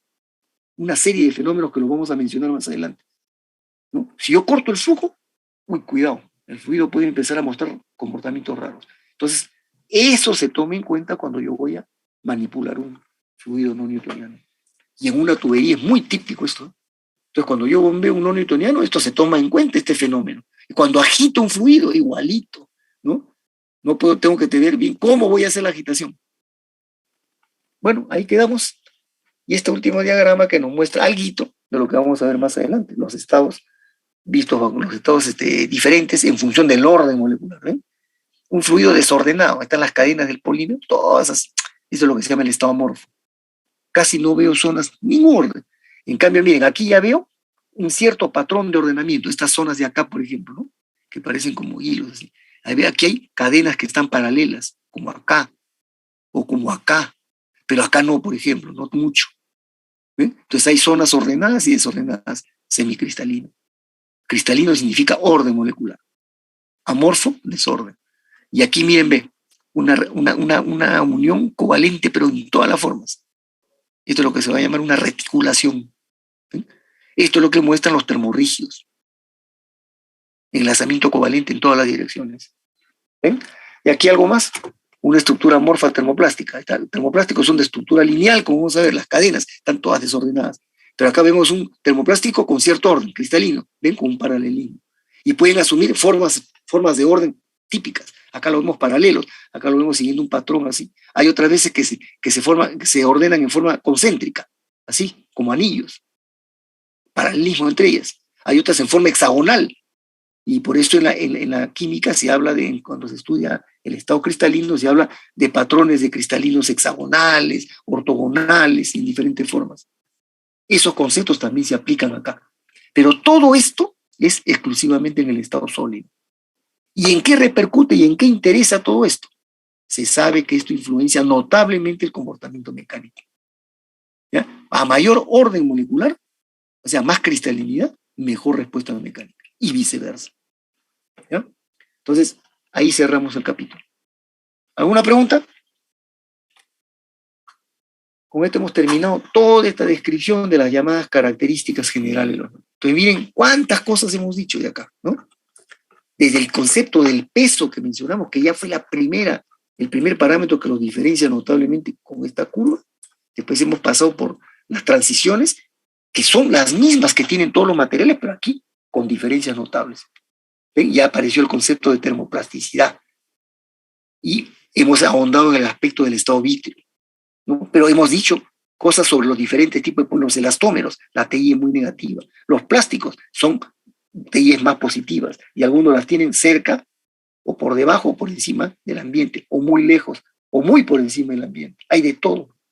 ¿Eh? Hay polímeros que no tienen fusión, otros que sí tienen. Ahí está la clasificación. El rango de fusión, esto no lo presentan los otros tipos de materiales. ¿Ven? ¿Por qué? Porque esto es consecuencia de la variedad de tamaños de cadena. Y así, después hemos pasado y bueno, y se han definido todos esos conceptos, y después hemos hablado de la solvatación, que es otro tema cuando el polímero está en contacto con solventes. Tanto al momento de procesarlo como al momento en su forma de uso final. ¿Sí? Después estas propiedades también, que hemos hablado detalladamente, y lo último, ¿no? Entonces, un conjunto de aspectos que mientras más lo vamos ahondando, vamos notando más las diferencias con los metales, con la cerámica, con las maderas, etc.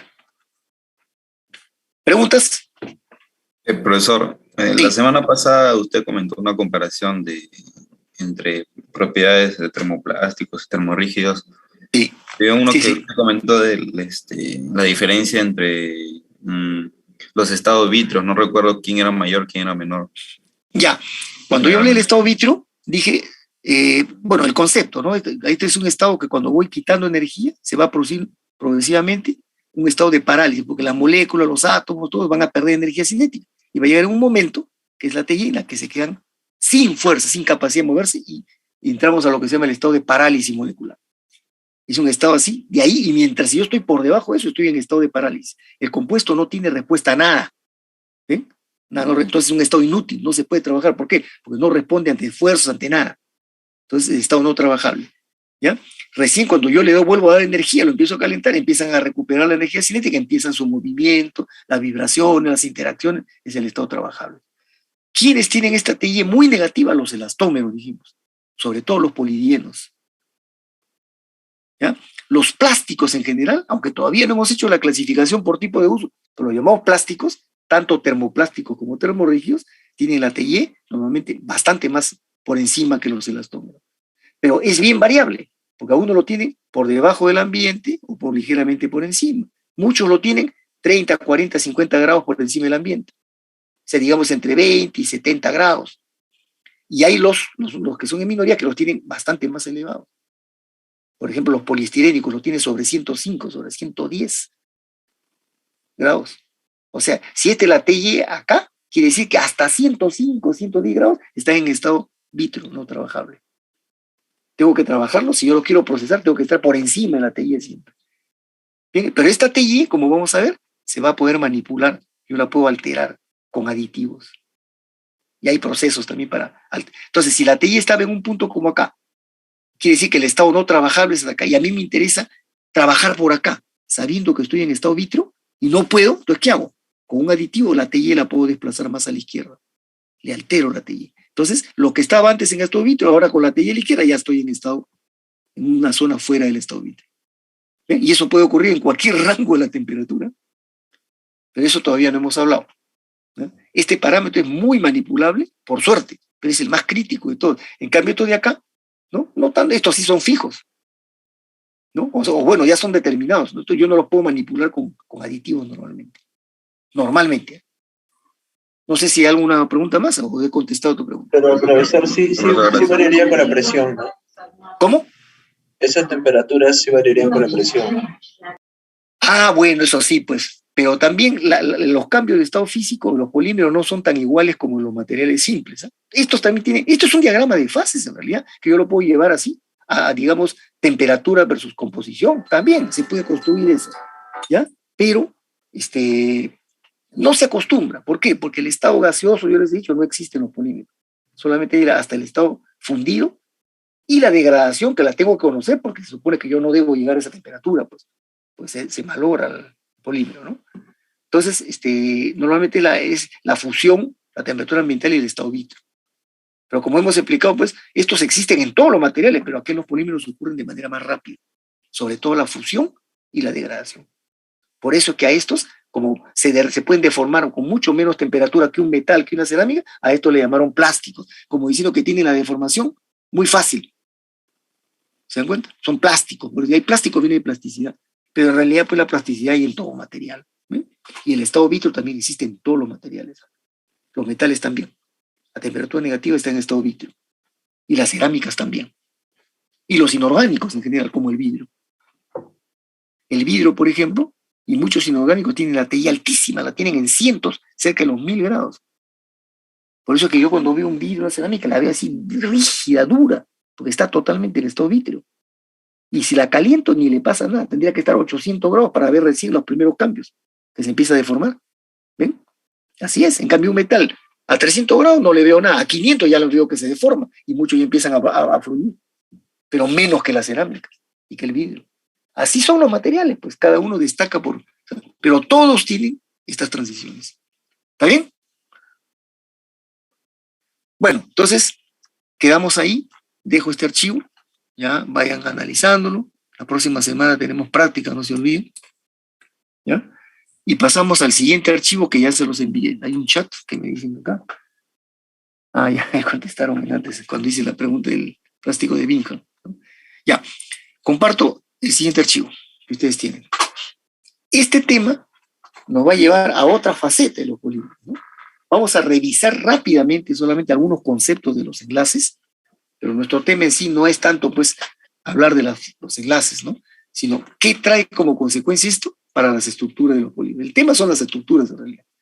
Y vamos a ver todo en ese tipo. Lo que es la definición de la estructura básica, fundamental de un polímero, y encima las alternativas que puede tener esa estructura. Hay una clasificación fundamental y después hay adicionales, especificaciones adicionales a la estructura, en ciertos tipos de polímeros, no en todos. Entonces este es un tema también, ¿eh? Porque con esto como que voy un poco cerrando o voy ampliando, digamos, los conceptos de los polímeros y voy teniendo más claridad sobre por qué se van a comportar de cierta manera. Hasta el momento hemos hablado del calor, hemos definido las familias químicas, cuáles son químicamente hablando, pero lo único que hemos visto en cuanto a comportamientos es el frente al calor, o esfuerzos, esa última curva de esfuerzo de formación, nada más. Lo demás han sido definiciones, ¿no? Que son conductores, aislantes térmicos, ¿no? Pero comportamientos propiamente frente a lo que uno ve en la vida diaria, o los usos que hace la ingeniería, que son mecánicos y térmicos, que son los principales. Eso todavía hemos visto solamente con el calor y la curva de esfuerzo de formación. Pero nada más. Todavía no hemos hablado de cómo son las estructuras y eso viene acá. Entonces, en todos los polímeros, como dice acá, o polímeros, o en general, estructuras poliméricas, hay dos niveles de enlazamiento, ¿ya? Que se suman, ¿no? Los dos se suman conjuntamente y se habla de un contenido energético del polímero o la estructura, que es la suma de los dos, ¿ya? Pero hay uno que es principal y otro secundario, pues, ¿no? Entonces, los enlaces primarios que son, ¿no?, los que definen los enlaces covalentes. ¿Ya? Esto normalmente está en la estructura principal del polímero. ¿Ya? Si el polímero está formado por cadenas, ¿ya?, va a estar en el esqueleto, en la espina dorsal de la cadena, el enlazamiento covalente. ¿Ya?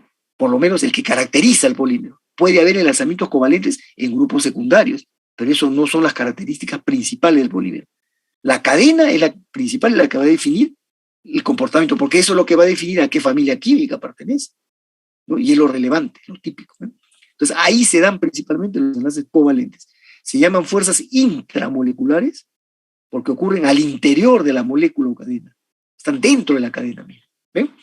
En cambio, y quitando los enlaces covalentes, vienen todos los demás, que son las llamadas fuerzas secundarias o fuerzas de interacción en general.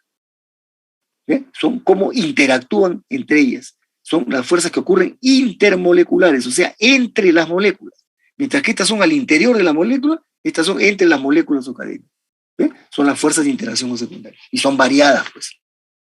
Bueno, la química reconoce como 13 o 14 tipos de fuerzas de interacción. Hay unas últimas que se han descubierto, que la química todavía no las reporta, pero ni en los libros. Yo he leído que el año pasado un premio Nobel, el premio Nobel de hace 2 años, ha planteado la aparición de un nuevo tipo de fuerzas químicas. ¿Ven? Eso todavía no aparece ni en los libros, están en las publicaciones, eso en algún momento va a estar incluido en los libros de química. ¿Ya? Una vez como se ha comprobado que es cierto, ya es un conocimiento más de la química. Pero en las fuerzas, en la estructura de polímeros, o en las cadenas, o en los polímeros en sí, no nos interesan todas. Van a ser 3 o 4 principalmente, que van a explicar lo más importante. Entonces, de esto se trata. Este enlazamiento covalente, ¿ya? Es el que va a definir la clasificación fundamental de las estructuras. En cambio, las fuerzas secundarias van a definir las variantes que pueden tener esas estructuras, sin dejar de ser un tipo de estructura fundamental, pueden tener alternativas. Van a ser los que se llaman los estados isoméricos, pues, o lo que en la química orgánica se llaman las conformaciones y las configuraciones. Pero esos son isómeros, pues. Cis, trans y todo eso que ya conocían, pero acá vamos a ver otras cosas adicionales. ¿Ya? Entonces, ¿qué me da como resultado esto? La denominación correcta, completa de la estructura de un polímero o de una macromolécula en general. Entonces, esto se va a sumar a lo anterior y va a poder relacionarse. Entonces, vamos a entender algunas cosas mejor todavía, porque hasta el momento hemos hablado del efecto del calor, pero no hemos dicho, ¿cómo no? Hemos hablado de la distribución de tamaño de cadena, que es la que explica el rango de fusión, pero en realidad también explica el rango de fusión el tipo de estructura. ¿Ven? Pero no he podido decir nada todavía, hasta ahora recién. ¿No? O la termoplasticidad o la termorrigidez, que va a ser función del tipo de estructura también. Entonces vamos completando conceptos acá, bien interesantes. ¿Ya? Entonces eso es. Ahora, vamos primero en orden, pues los enlazamientos covalentes. Vamos a decir algo brevísimo, recordar más que todo algunos conceptos de los enlaces covalentes, ¿no? Y después la fuerza secundaria. Y vamos al grano, a lo que nos interesa. ¿Qué provoca esto en las estructuras? ¿Ya? Ahora, los enlazamientos covalentes, como hemos dicho de hace tiempo, que la gran mayoría de los polímeros todavía son orgánicos, entonces nos vamos a referir mayoritariamente a los enlazamientos covalentes donde está el carbono, pues, básicamente. ¿Ya? Entonces, miren, primero, el enlace covalente. Recordando, ¿no? Los enlaces son los que resultan por la fusión de orbitales atómicos, ¿no? Estos pueden sumarse formando diferentes tipos de situaciones, creando zonas de alta densidad o zonas de menor densidad. Y eso es lo que va a dar lugar a los estados de fusión que hay, o lo que se va a llamar en la química de enlaces, las hibridaciones en los enlaces. ¿Ya? Pero por concepto es fusión de estados. Ahora, ¿por qué se fusionan en un enlace covalente? Porque hay una condición que provoca esta fusión de los orbitales. En los orbitales, ¿quiénes están? Entre átomos o moléculas, ¿quiénes están? Están los electrones. Y normalmente son los electrones más periféricos los que pueden actuar para fusionarse.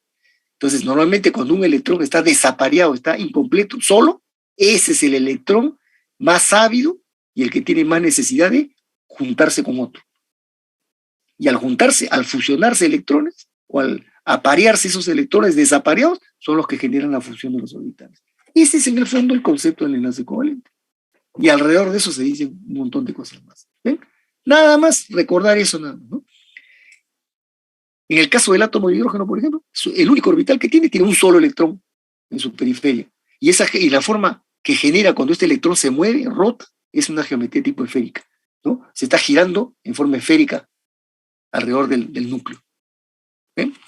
Entonces, ese es el átomo de hidrógeno. ¿Y por qué lo presentamos ya al hidrógeno? Porque el hidrógeno va a ser el primer átomo que se une al carbono. Cuando yo junto hidrógeno con carbono, ya tengo poliolefina, por ejemplo. ¿Ven? Y otros compuestos más. Entonces, este es el primero. Pero más que el hidrógeno, más importante, pues es el átomo de carbono, ¿no? Entonces, aquí es más compleja la situación porque aquí va a haber justamente esos estados de hibridación. O sea, puede haber no solo uno, sino 2 o 3 electrones desapareados en el último orbital. Entonces, estos electrones periféricos son los que van a servir de enlace. Y eso es lo que desata pues, los 3 estados de hibridación. Generan 3 tipos de funciones distintas. Perdón un ratito, ¿no? Un ratito.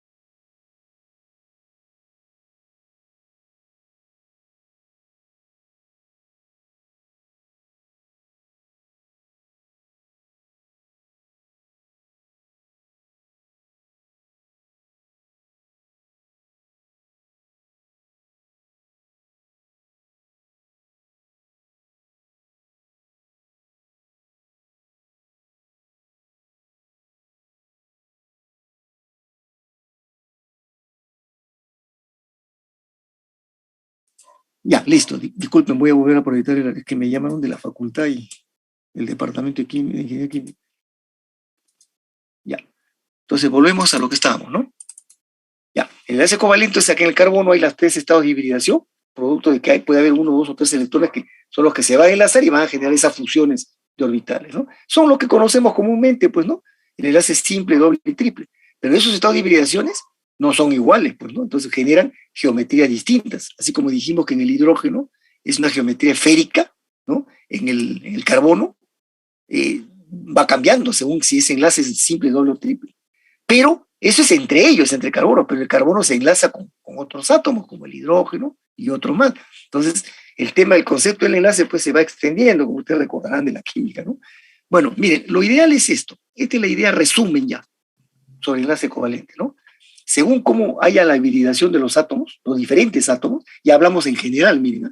No solamente el carbono, los otros, y estos también van a aparecer en las estructuras poliméricas, por ejemplo, el enlace carbono-oxígeno doble, que está en el grupo carboxilo, en el grupo éster, ¿ven? O el carbono-azufre, que va a ocurrir en ciertas estructuras, o el carbono-nitrógeno, que aparece sobre todo en grupos secundarios, como el poliacrilonitrilo. Según cómo se hibriden esos átomos, estos van a ser la clave de todo, porque según esa hibridación, y como los átomos están formando el esqueleto de la cadena polimérica o macromolecular, esa hibridación va a definir la geometría que va a tener la cadena de un polímero. Por un lado, va a definir qué forma básica, fundamental tiene estructura, y encima, si hay opciones de hibridación, va a definir por los ángulos, por la distancia entre enlaces, etc., va a definir las formas isoméricas que hay. Por eso, esta idea que está acá es el resumen de todo. La hibridación es la causa de la forma de la geometría de la cadena polimérica, ¿ya? Y la cadena polimérica se expresa normalmente en función de estos parámetros: el ángulo de enlace, la distancia de enlace. Y hay un tercero, que es la energía de enlace. Esa cosa vamos a ver, ¿ven? Entonces, esto va a definir la geometría de todo, ¿ya? Y con eso es suficiente, porque como digo, no estamos en clase de química de capítulo, estamos recordando nomás algunas cosas. Y aquí vemos, pues, nuestros enlaces conocidos, ¿no? El carbono-carbono, simple, doble, simple y doble principalmente, y después vamos a ver el triple. Acá hay varias informaciones, como ustedes verán, ¿no?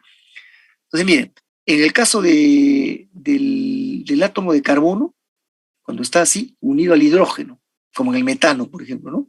Hay que recordar que en la química, en la teoría de enlaces, se han estudiado ya muchos enlaces, como este carbono-hidrógeno, que es el más sencillo, pero se estudió del carbono con otros átomos y entre otros átomos, y se han ido generando lo que se llaman los modelos, ¿no? Los modelos de enlace.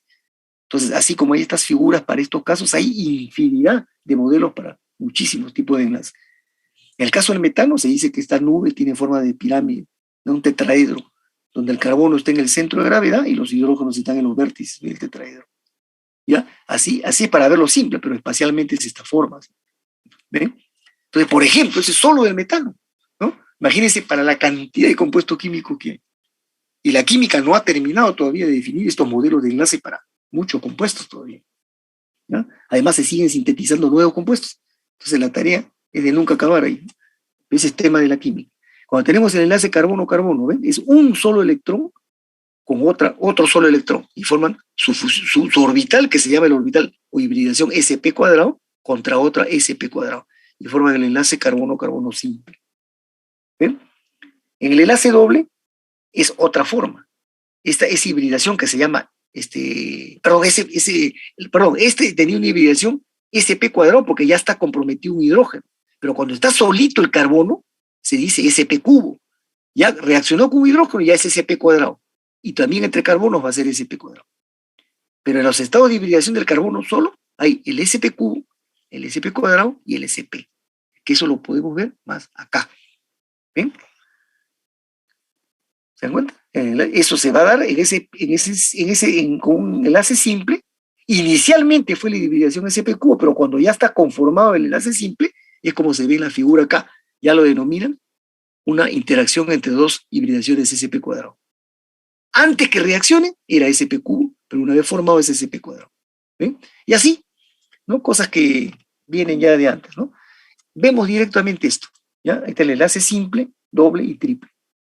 Los tres no interesan por igual en la química de los polímeros. Los que interesan principalmente son los dos primeros. Y ahora vamos a ver por qué. Cuando yo tengo el enlace simple, entonces, esa hibridación que hay entre el carbono y carbono, que es compartir un solo electrón, que hemos visto, una vez que está compartido ya son hibridaciones sp², pero el carbono, ¿ven? De por sí, tiene una hibridación sp³. Pero a esa nube que es forma tipo cilíndrica, o sea, el enlace forma una nube tipo cilíndrica y es como si tú fuera el eje, el enlace es el eje del cilindro y por eso permite la rotación de los átomos sin ningún problema. Eso es lo que le llaman el enlace sigma. Esta es terminología de la química, el enlace sigma. En cambio, la nube que se genera en un enlace doble no es así, no es igual. Una porción está en forma cilíndrica y le siguen llamando la porción sigma. El enlace la asume los dos, ¿eh? Pero hay una porción que es tipo enlace sigma y otra porción que no es cilíndrica. Tiene una forma así media de hueso de perro, así. Y está en ángulo, está atravesada con la porción cilíndrica. Entonces están interferidas. Estas dos porciones de nube que forman la nube total están interferidas. Entonces acá no permite rotación. Entonces yo no puedo rotar átomos a lo largo de un enlace doble. Y si quiero forzar acá, tengo que romper el doble enlace. Pero para eso necesito más energía que en la nube sigma. ¿Ven? Y eso es conocido, pues el enlace doble es más resistente que el simple. ¿Ven? Y el triple se explica también así. Esta está formada por la contribución de tres nubes, tres porciones. Una nube que sigue todavía una forma cilíndrica, que es la sigma, y dos en forma de hueso de perro. Y que cada una está en ángulo, atravesada con la nube cilíndrica. La primera en un ángulo y la otra en otro ángulo, inclusive. O sea que hay una doble interferencia. Esta nube es mucho más rígida. En absoluto permite rotación. Y si yo quiero romper, necesito aún más energía que esta nube de acá. Y es conocido que este contenido energético es mayor de todos. ¿Ven? Entonces estas son vistas que se ofrecen, ¿no? Pero que no muestran el detalle. Esto uno lo tendría que ver espacialmente, molecularmente, para que vean cómo es la nube cilíndrica sola acá la porción cilíndrica con la porción no cilíndrica, interferidas en ángulo, y acá la nube cilíndrica con las dos nubes no cilíndricas interferidas en dos ángulos distintos, para poder tener una idea cómo es realmente el enlace. Pero bueno, pues al final uno ve macroscópicamente el asunto, ¿no? Y los datos que decíamos están acá. ¿Sí? Entonces, esto como información, usted no tiene que saberse esto, pues, ¿no? No estamos en química general, como dicen, simplemente para recordar. ¿Por qué? Porque esto va a aparecer ahora en las estructuras de polímeros. El enlace triple que les dije acá no ocurre en las estructuras poliméricas. ¿Por qué? Por una razón simple. Miren, yo observo la primera. Se ha unido el enlace simple y cada carbono tiene tres alternativas más. ¿Con quién lo va a hacer? Con átomos o con grupos o con moléculas distintas. Entonces van a ir apareciendo estructuras variadas que van a ir generando las diferentes cadenas de polímeros. ¿Ya? Este enlace doble también ha formado el enlace doble, pero tiene todavía cada uno disponible y puede hacerlo igualito, con átomos o con grupos. Y por ejemplo, si acá es un grupo alquilo, pueden ser las polionefinas, los alquenos. ¿Ven? O otros. Entonces, esto puede seguir generando estructuras gigantes. Pero el triple, miren, el triple ya tiene tres valencias acá y solamente le queda una. Y si como ocurre en el acetileno, en el etino, ¿no? Quiere reaccionar con otro, se va a tener que reaccionar solamente por la única que le queda. Si aquí viniera una segunda molécula, tendría que ser una carbono, triple enlace carbono. ¿Ven? Y acá también sería una con carbono, triple enlace carbono. Y ya con eso, con unirse con otro igual, ya cumplió su tetravalencia. Y ya no tiene capacidad de mezclarse con nada más. Entonces, esa estructura CC triple, unida a CC triple, unida a CC triple, eso no es ninguna familia de polímeros. Y no hay forma de que genere ninguna porque ya no hay más valencias. Entonces, no hay, por lo menos hasta ahora, estructuras poliméricas en que en la cadena principal haya carbonos triples. Porque ya no tiene, con nadie más, ya no genera ningún tipo de estructura especial. Solamente sería puro carbono triple, como ocurre en el acetileno. ¿Por qué? Pero ahí sí, ¿por qué ocurre? Porque este triple, como es una sola, completa su cuarta valencia con un hidrógeno acá, y es el CH, triple enlace CH, el etino. Pero si yo quiero generar macromolécula acá, quiero cadena que crezca, no puedo. Por la única que sería, le agrego otra, y otra, como hemos dicho, pero ya no tiene como completar otros, ya no genera nada más. O sea, no hay estructuras poliméricas, ni cadenas poliméricas con enlace carbono triple en la cadena principal. Entonces, todos los polímeros se generan en sus cadenas principales con estos dos primeros. el simple y el doble. ¿Y qué van a hacer los demás? Un montón de cosas distintas. ¿Ya? Pues aquí puede haber átomos o grupos sustituyentes y van a ir apareciendo todos los grupos que hemos ido viendo. ¿Ya? Bien, entonces aquí había una última vista espacial, el enlace simple y el enlace doble. ¿Ven? Esto es lo que les decía en forma de hueso de perro. ¿Ven? Esta es una nube pi. En el enlace doble hay una de estas con una cilíndrica de estas, las dos, pero están así atravesadas en ángulo. Y en el triple hay dos de estas con una cilíndrica. ¿Se dan cuenta? Bien, la clasificación estructural, que como dice acá en este cuadrito amarillo abajo, se hace o se va a clasificar solo considerando el enlazamiento covalente. ¿Ya? Si este ocurre en una, dos o tres direcciones, va a ir dando pie a los diferentes tipos de estructuras. ¿Ya? Entonces, repito, por eso hemos visto primero el detalle del enlace covalente, porque este enlace covalente es el que va a definir la forma fundamental de estructura que tiene. Pero los polímeros no solamente tienen enlazamiento entre carbonos y carbonos, también tienen con sus otras valencias, que van a ser los otros átomos, los otros grupos sustituyentes. Esos van a dar pie a formas alternativas, como vamos a ver, pero sin perder el concepto inicial, cómo ocurrió el enlazamiento covalente. ¿Bien? Entonces aquí vemos una primera vista, ¿no? Perdón, cómo ocurre ese enlazamiento covalente. Y vemos las tres formas principales. Aquí habla de 4, la planar es muy rara, muy poca, es una minoría en realidad, y hay algunos casos naturales, por ejemplo, como la proteína de la lana. Revisen en su primer archivo la estructura de la lana, que es una proteína con un enlace transversal, como escalera, les dije yo. Esa es una estructura planar, por ejemplo. ¿Ya? Bien, pero veamos acá. Es como decir, el monómero se activa, genera la unidad repetitiva, que es cada uno de estos circulitos, y se van uniendo. ¿Eh? Se van uniendo así y van formando una estructura en una sola dirección. Una sola dirección no quiere decir que están, o lineal se llama, ¿no? Eso no quiere decir que están en línea recta, sino simplemente que siguen una sola dirección. Si yo esto lo agarro por acá y al otro y lo estiro o lo tiemplo, se forma una estructura lineal y ahí viene el nombre de lineal. Otros le dicen estructuras unidimensionales o unidireccionales. Pero el término lineal es el que ha calado más, ¿no? Entonces así. El crecimiento es en una sola dirección. ¿Ven? Esto lo siguen muchos polímeros, pero no todos. Una variante, que la vamos a comentar, es esta. ¿Ven? Entonces tenemos una cadena lineal y por alguna modificación que hago yo en el proceso, logro que a partir de algunos puntos de la cadena lineal crezcan cadenas cortitas, así, como ramitas, pero que ya no continúan creciendo. Normalmente estas ramitas son de mucho menor longitud que la cadena principal. Entonces se genera una estructura ramificada. El polímero, hemos dicho desde el tema anterior, que cuando se hace, ¿no?, químicamente, genera cadenas así de diferente tamaño. ¿Se dan cuenta? Entonces, cuando hablo de un polímero de estructura lineal, quiere decir que sus cadenas de diferente tamaño, todos tienen esa característica, que el enlazamiento entre uno y otro, o sea, el covalente, carbono, ha crecido en una sola dirección. Sea esta cadena chica, mediana, grande o súper larga. No interesa. ¿No? El concepto de distribución de tamaños no se opone o no se contrapone a la linealidad.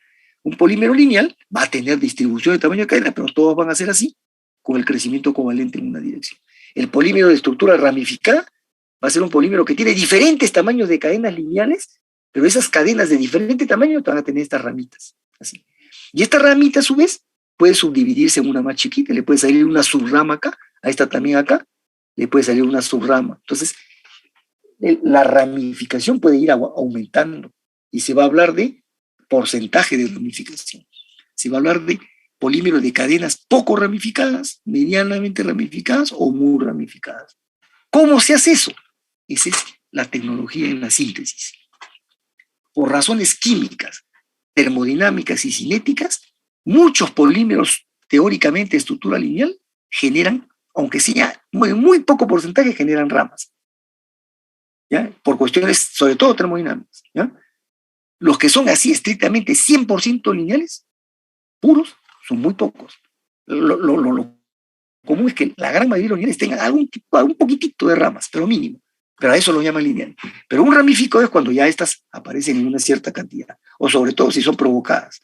Esto se hace ya con técnicas, con variantes, con técnicas especiales. ¿Ve? Pero siempre para la cadena principal, que es lineal, de cualquier tamaño, yo voy a poder identificar a la cadena principal y a las ramas que son más chiquitas. ¿Ya? Yo puedo tener así muchas de estas cadenas de diferentes tamaños y todas con ramitas. Ahora, entre ellas van a interactuar. Acá estoy hablando solo del enlazamiento entre carbonos y carbonos. ¿Ve? El enlazamiento covalente, igual acá, covalente. ¿Ya? Y estos también son covalentes, pero cortitos. Por eso estas no compiten con la parte principal de la cadena. Pero si esto empieza a aumentar, esto se ramifica, se subramifica y sigue aumentando para todas las cadenas, yo al final el polímero que tiene diferentes tamaños, y si tuviera mucha ramificación, ya se vuelve también un poco confuso, ¿ven? Entonces ya me va a ser difícil reconocer la parte principal de las cadenas, porque las ramas ya van a estorbar un poco, y de hecho van a alterar el comportamiento mecánico y térmico, ¿eh? Porque ya vamos a ver, mientras más interacción haya, quiere decir que hay más energía de interacción, más energía cohesiva entre todas las cadenas, y en el polímero en general, ese va a tener más dificultad para romper sus fuerzas secundarias. Entonces la fusión se va a alterar. Por ejemplo, igualito, cuando yo lo pongo en un solvente, ¿no? Las interacciones que se van a desarrollar con el solvente van a ser diferentes en un polímero lineal que en uno que tenga muchas ramas. Entonces la solvatación se va a afectar también. Entonces empieza a afectarse el comportamiento físico, térmico, mecánico, físico y térmico, pero no el químico. Porque como siempre es el enlace carbono-carbono entre los mismos, con las mismas características, químicamente todos los enlaces se comportan iguales, sea acá o acá y en sus ramas. ¿Se dan cuenta? El aspecto químico no cambia. Y el otro tema, que es el que ven acá. Ven una cadena que inicialmente estaba creciendo, así, aparentemente, acá ven otra, al medio, y una tercera, si quieren, como esta, así, o esta tercera, si quieren, así. Pero ocurre que por alguna alteración que yo le hago al proceso o por las características que tiene la unidad repetitiva, que proviene de un monómero, ¿no? Esa resulta que también puede desatar enlazamiento covalente en otra dirección, así como ven acá, o acá, o si esta fuera la tercera cadena, por acá. Pero ¿cuál es la diferencia entre estas de acá, con estas de acá, y esta que parece una rama? ¿Cuál es la diferencia con la rama anterior? Que estas están calculadas para que sean cortitas y ya no son activas acá. Esta no puede reaccionar en esos extremos. Ahí quedan. En cambio acá no. Esta creció, pero siguió siendo activa. O de repente hasta acá. Y esta también le creció por acá, pero eran activas. Y estas se pudieron combinar y juntaron así. Crearon un puente covalente también. Igualito acá. De repente generó esta cadena hasta acá activa y esta reaccionó con la cadena principal y generó otro puente covalente por acá. Este también puede enlazarse con una cuarta cadena. Entonces, ¿qué va ocurriendo? Que se empiezan a enlazar por cualquier lado. Y eso, si uno lo ve como ocurre en la realidad, esto ocurre en el espacio tridimensional. ¿Ven? Entonces, yo aquí ya no puedo identificar cadenas individuales. Ya no puedo hablar de cadenas poliméricas, sino de estructura polimérica o macromolecular. ¿Ven? Entonces, ¿y dónde está el concepto de distribución de tamaños de cadena? Aquí ya se perdió. Aquí había, porque las cadenas eran, esta es lineal, esta era esencialmente lineal también, pero esta ya no es lineal, porque ya las cadenas ya no las veo, están soldadas, ¿no? Y es como si yo viera en la reja de una ventana, la reja metálica que tiene muchas ventanas. Yo veo tardo un ratito, no me están llamando, un ratito, ¿eh?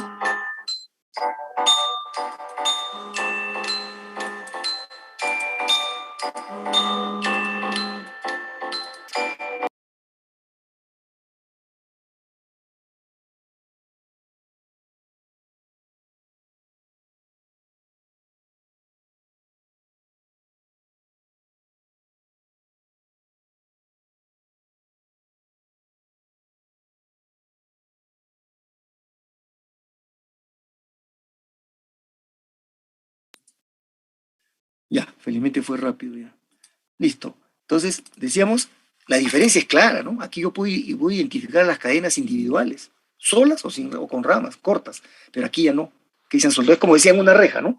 Yo puedo ver una reja, imagínense cuando un soldador está fabricando una reja para una ventana, pone los fierros transversales, ¿no? Como si fuera cadena, pero después le suelda porciones de fierro intercalados entre ellos y genera una estructura planar. Pero yo puedo hacer una estructura más complicada, puedo hacerlo no solamente transversal, puedo hacerlo en ángulo. ¿no? Y esa estructura la piezo con otro fierro, y esa en ángulo con otro fierro, y genero toda una estructura tridimensional. Es exactamente esto. Estos ángulos que se van a ir formando acá, por ejemplo, miren, este ángulo que resalto acá, o este ángulo de acá, o el de acá, no están en un plano necesariamente, pueden estar en el espacio. Entonces esto genera verdaderamente una estructura tridimensional, y es lo que se llaman redes, estructuras reticuladas, redes o estructuras tridimensionales o reticuladas. El término reticulación significa enlazamiento transversal y en ángulo. ¿Ya? Ese es en inglés, ustedes conocerán esta palabra que se utiliza mucho también en la informática, link, ¿no? Cuando hablamos de voy a mandar el link para la clase, el enlace, ¿ven? Significa enlace. En la química es exactamente lo mismo, el enlace. Entonces acá hablamos de un enlazamiento en una dirección, aquí también en una, con pequeñas ramas, pero aquí hablamos de un enlazamiento en 3 direcciones. Entonces, como esto es transversal, a esto le dicen el cross-linking, o estos enlaces son enlaces atravesados, crosses atravesados. Y se dice el enlace link, pero el enlazamiento se dice linking en inglés. Y entonces le dicen cross-linking, el entrecruzamiento o reticulación. Ese es el término de la química, que acá lo traemos a la terminología de los polímeros, pero es de la química. ¿Ya? Entonces ahí están las 3 formas principales, y cuando ocurre que alguna estructura, ¿ya?, solamente genera un enlazamiento en una y otra dirección y forman un plano, como el caso de la lana, les digo, ¿ya? Revisen la lana, esa es una estructura planar.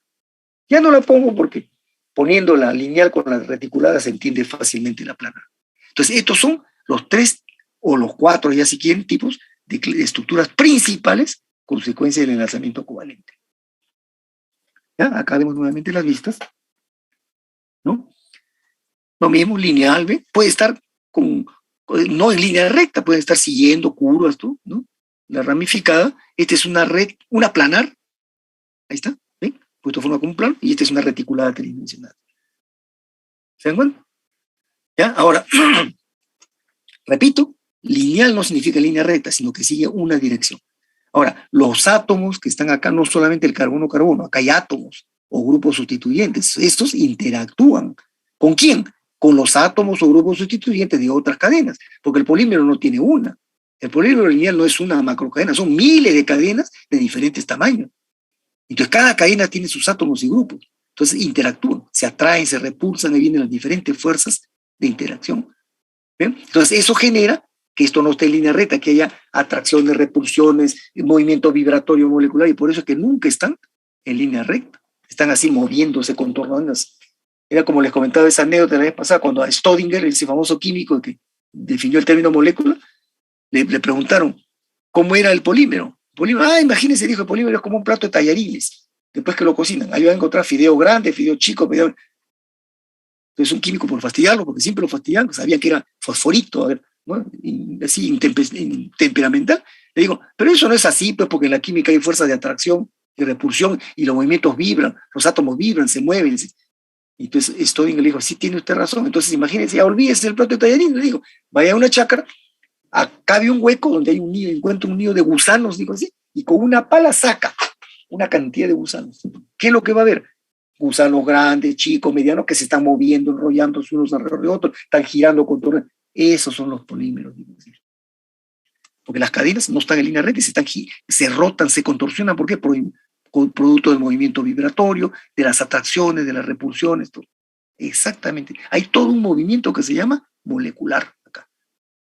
¿Se dan cuenta? Aquí ocurre en gran escala. Entonces ustedes se darán cuenta de estas 4 posibilidades. ¿Quién es el que va a poder tener más fuerzas de interacción con todas las demás cadenas? ¿La A, la B, la C o la D?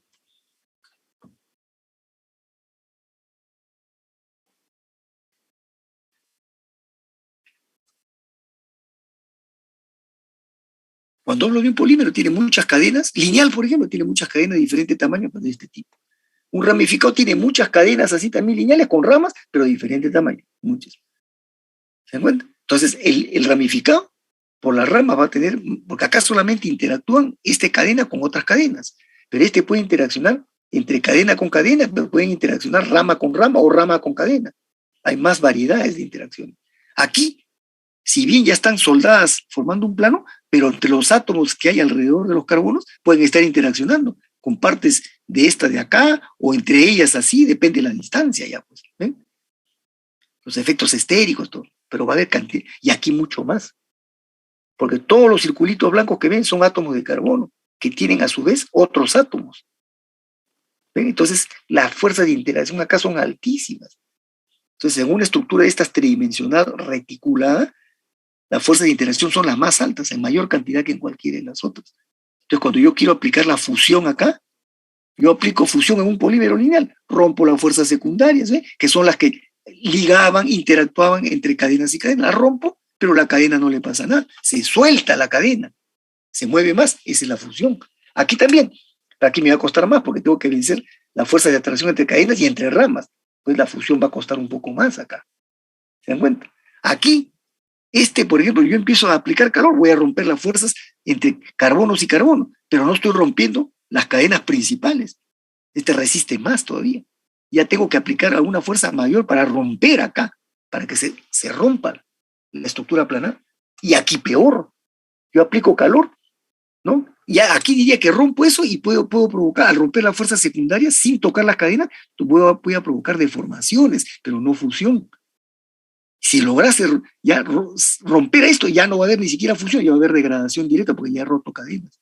Y aquí peor, yo aplico calor y la cantidad inmensa de interacciones que hay en los átomos son las primeras que se rompen y requiero mucho más energía para derretir a esto, para fundir. Por eso la fusión de un termorrígido es más alta que la de un termoplástico. Estos son los termorrígidos.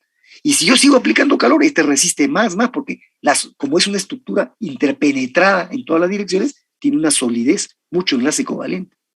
Necesito una gran cantidad de energía para empezar a romper ya las cadenas o digamos, las unidades que forman esta estructura. Eso sería la degradación, pero va a ocurrir a mucho más temperatura. Por eso la degradación de un termorrígido es mucho mayor que la de un termoplástico, un ramificado. ¿Ven? Como ya con la estructura puedo empezar a explicar el comportamiento térmico. Entonces los termoplásticos son esencialmente los lineales y los ramificados. Los termorrígidos son esencialmente los reticulados y los planares, pero dependiendo, si en los planares la reticulación es leve, todavía vamos a mostrar deformación y una cierta tendencia a querer fluidizarse, pero poco, muy poco. ¿Ya? Tendría que tener una reticulación muy leve para que solo muestre deformación, pero nunca fluidez, nunca fusión. Y si es muy reticulado, demasiado interpretado, incluso apenas va a mostrar deformaciones y nunca va a mostrar fusión. Típico termorrígido. Y producto de este resultado, de esta estructura, puede resultar resistente a altas temperaturas. Eso es lo bueno, que muchas estructuras que son reticuladas, pero abundantemente reticuladas, ya requieren mucha temperatura para la degradación. Ya resisten altas temperaturas. Esos son los que se llaman los termoestables, ¿no? Entonces, en el caso de los termoestables, que son un grupo de élite de los termorrígidos, ¿no? Los mejores termoestables son los que son los más reticulados. Eso es la regla general. Pero hay algunas excepciones, como vamos a ver más adelante, ahora con las fuerzas de interacción. Es el caso del teflón. El teflón es un polímero lineal, termoplástico, pero que tiene altísima resistencia a la degradación, no es reticulado. ¿Y por qué? Ese es un caso particular, que lo vamos a explicar ahora, más adelante. Ya, entonces, ya queda establecida la clasificación, ahora, ya a partir de mañana vamos a ver, ¿no? ¿Quiénes son esas estructuras? ¿Qué familias de polímeros? Ya vamos a explicar esto, ¿ya? Y todo lo que viene. Vayan dándole una chequeadita si tienen tiempo para avanzar. Mañana terminamos este tema. Todavía falta bastante, pero en las 2 horas lo acabamos. ¿Preguntas? Todo claro, ingeniero. Ya, muy bien. Voy a pasar la lista entonces, ¿ya? Y voy a cerrar esto porque de repente hay algún chat por ahí, ¿ya? Listo. A ver, el grupo de química. Anguamán. Anguamán presente, profesor. Ya, Antesana. Antesana presente. Ya, Araujo. Araujo presente, profesor. Ya, Aroni. Aroni presente. Ya, Atúncar. Atúncar presente, profesor. Presente. Auqui. Valdeón. Presente, Valdeón. Banda. Banda presente, profesor. Presente, ya. Muy bien. Bonilla. Sí, presente, profesor. Ya, presente. Briseño. Briseño presente. Ya. Calixtro. Calixto presente. Ya, Cano. Cárdenas. Cárdenas presente, profesor. Ya, Castañeda. Castañeda presente, profesor. Ya, Castillo. Castillo presente, profesor. Ya, Cepeda. Cepeda presente, profesor. Ya, Chaguaila. Chaguaila presente, profesor. Presente, ya, listo. Chávez. Presente. Ya, Choquejagua. Acoja presente. Ya, Collantes. Córdoba. Cuaresma. Acá me dice Auqui presente, me ha puesto por acá. Ya, listo. Ya. Sebastián Antesana también presente, listo. Ya. Sí está, ya. Collantes no está, ¿no? Córdoba. Córdoba sí, ya. Cuaresma. Profesor, Collantes presente, le dije. Collantes presente, ya listo. Córdoba ya me dijo. Cuaresma. Damasio. Presente, Damasio, ingeniero. Presente, Damasio, ya. Listo. Efio. Presente. Efio presente, ya. Esquivel. Esquivel presente. Presente, ya. Farfán. Farfán presente. Ya. Fernández. Fernández presente. Ya. Flores. Gagliufi. Jerónimo. Jerónimo presente. Ya. Guarniz. Guarniz presente. Ya. Hernández. Hernández presente. Ya. Guamaní, perdón, Guamaní. Bien presente, profesor. Ya. Jesús. Jesús presente, profesor. Ya. Lazo. Lema. Lema presente, profesor. Acá hay Flores, Flores ha puesto en el chat, está perfecto, ya. Lema está presente, ¿no? Lucas. Lucas presente. Ya. Lucas Almeida, ¿no? Y Lucas Sanz. Lucas Sanz presente. También presente. Mayasca. Mayasca presente. Ya. Mamani. Mamani presente. Presente. Mañuico. Mañuico presente. Ya. Mesa. Presente, profesores. Ya. Acá estaba Flores, ya está. Ya Escalante también. Auqui, ya. Listo. Seguimos. Olivera. Olivera presente. Ya. Ollero. Ollero presente. Presente. Ya. Paredes. Paredes presente. Ya. Peralta. Presente, ingeniero. Ya. Pichilingue. Presente. Ya. Presente, Pichilingue. Listo. Pilco. Pilco presente. Ya. Pinedo. Pinedo presente. Ya. Pongo. Pongo presente. Ya. Preciado. Preciado presente. Ya. Quirós. Quiero presente, profesor. Listo. Ramírez. Ramírez no viene hasta ahora. Reyes. Reyes presente. Ya. Rodríguez. Antaigua. Rodríguez presente, profesor. Rodríguez Ya, Antaigua. listo. Y Rodríguez Velarde. Ya, muy bien. Rodríguez Velarde. Rodríguez Valverde presente. Valverde, perdón. Valverde, sí, disculpen. Rojas. Ambrosio.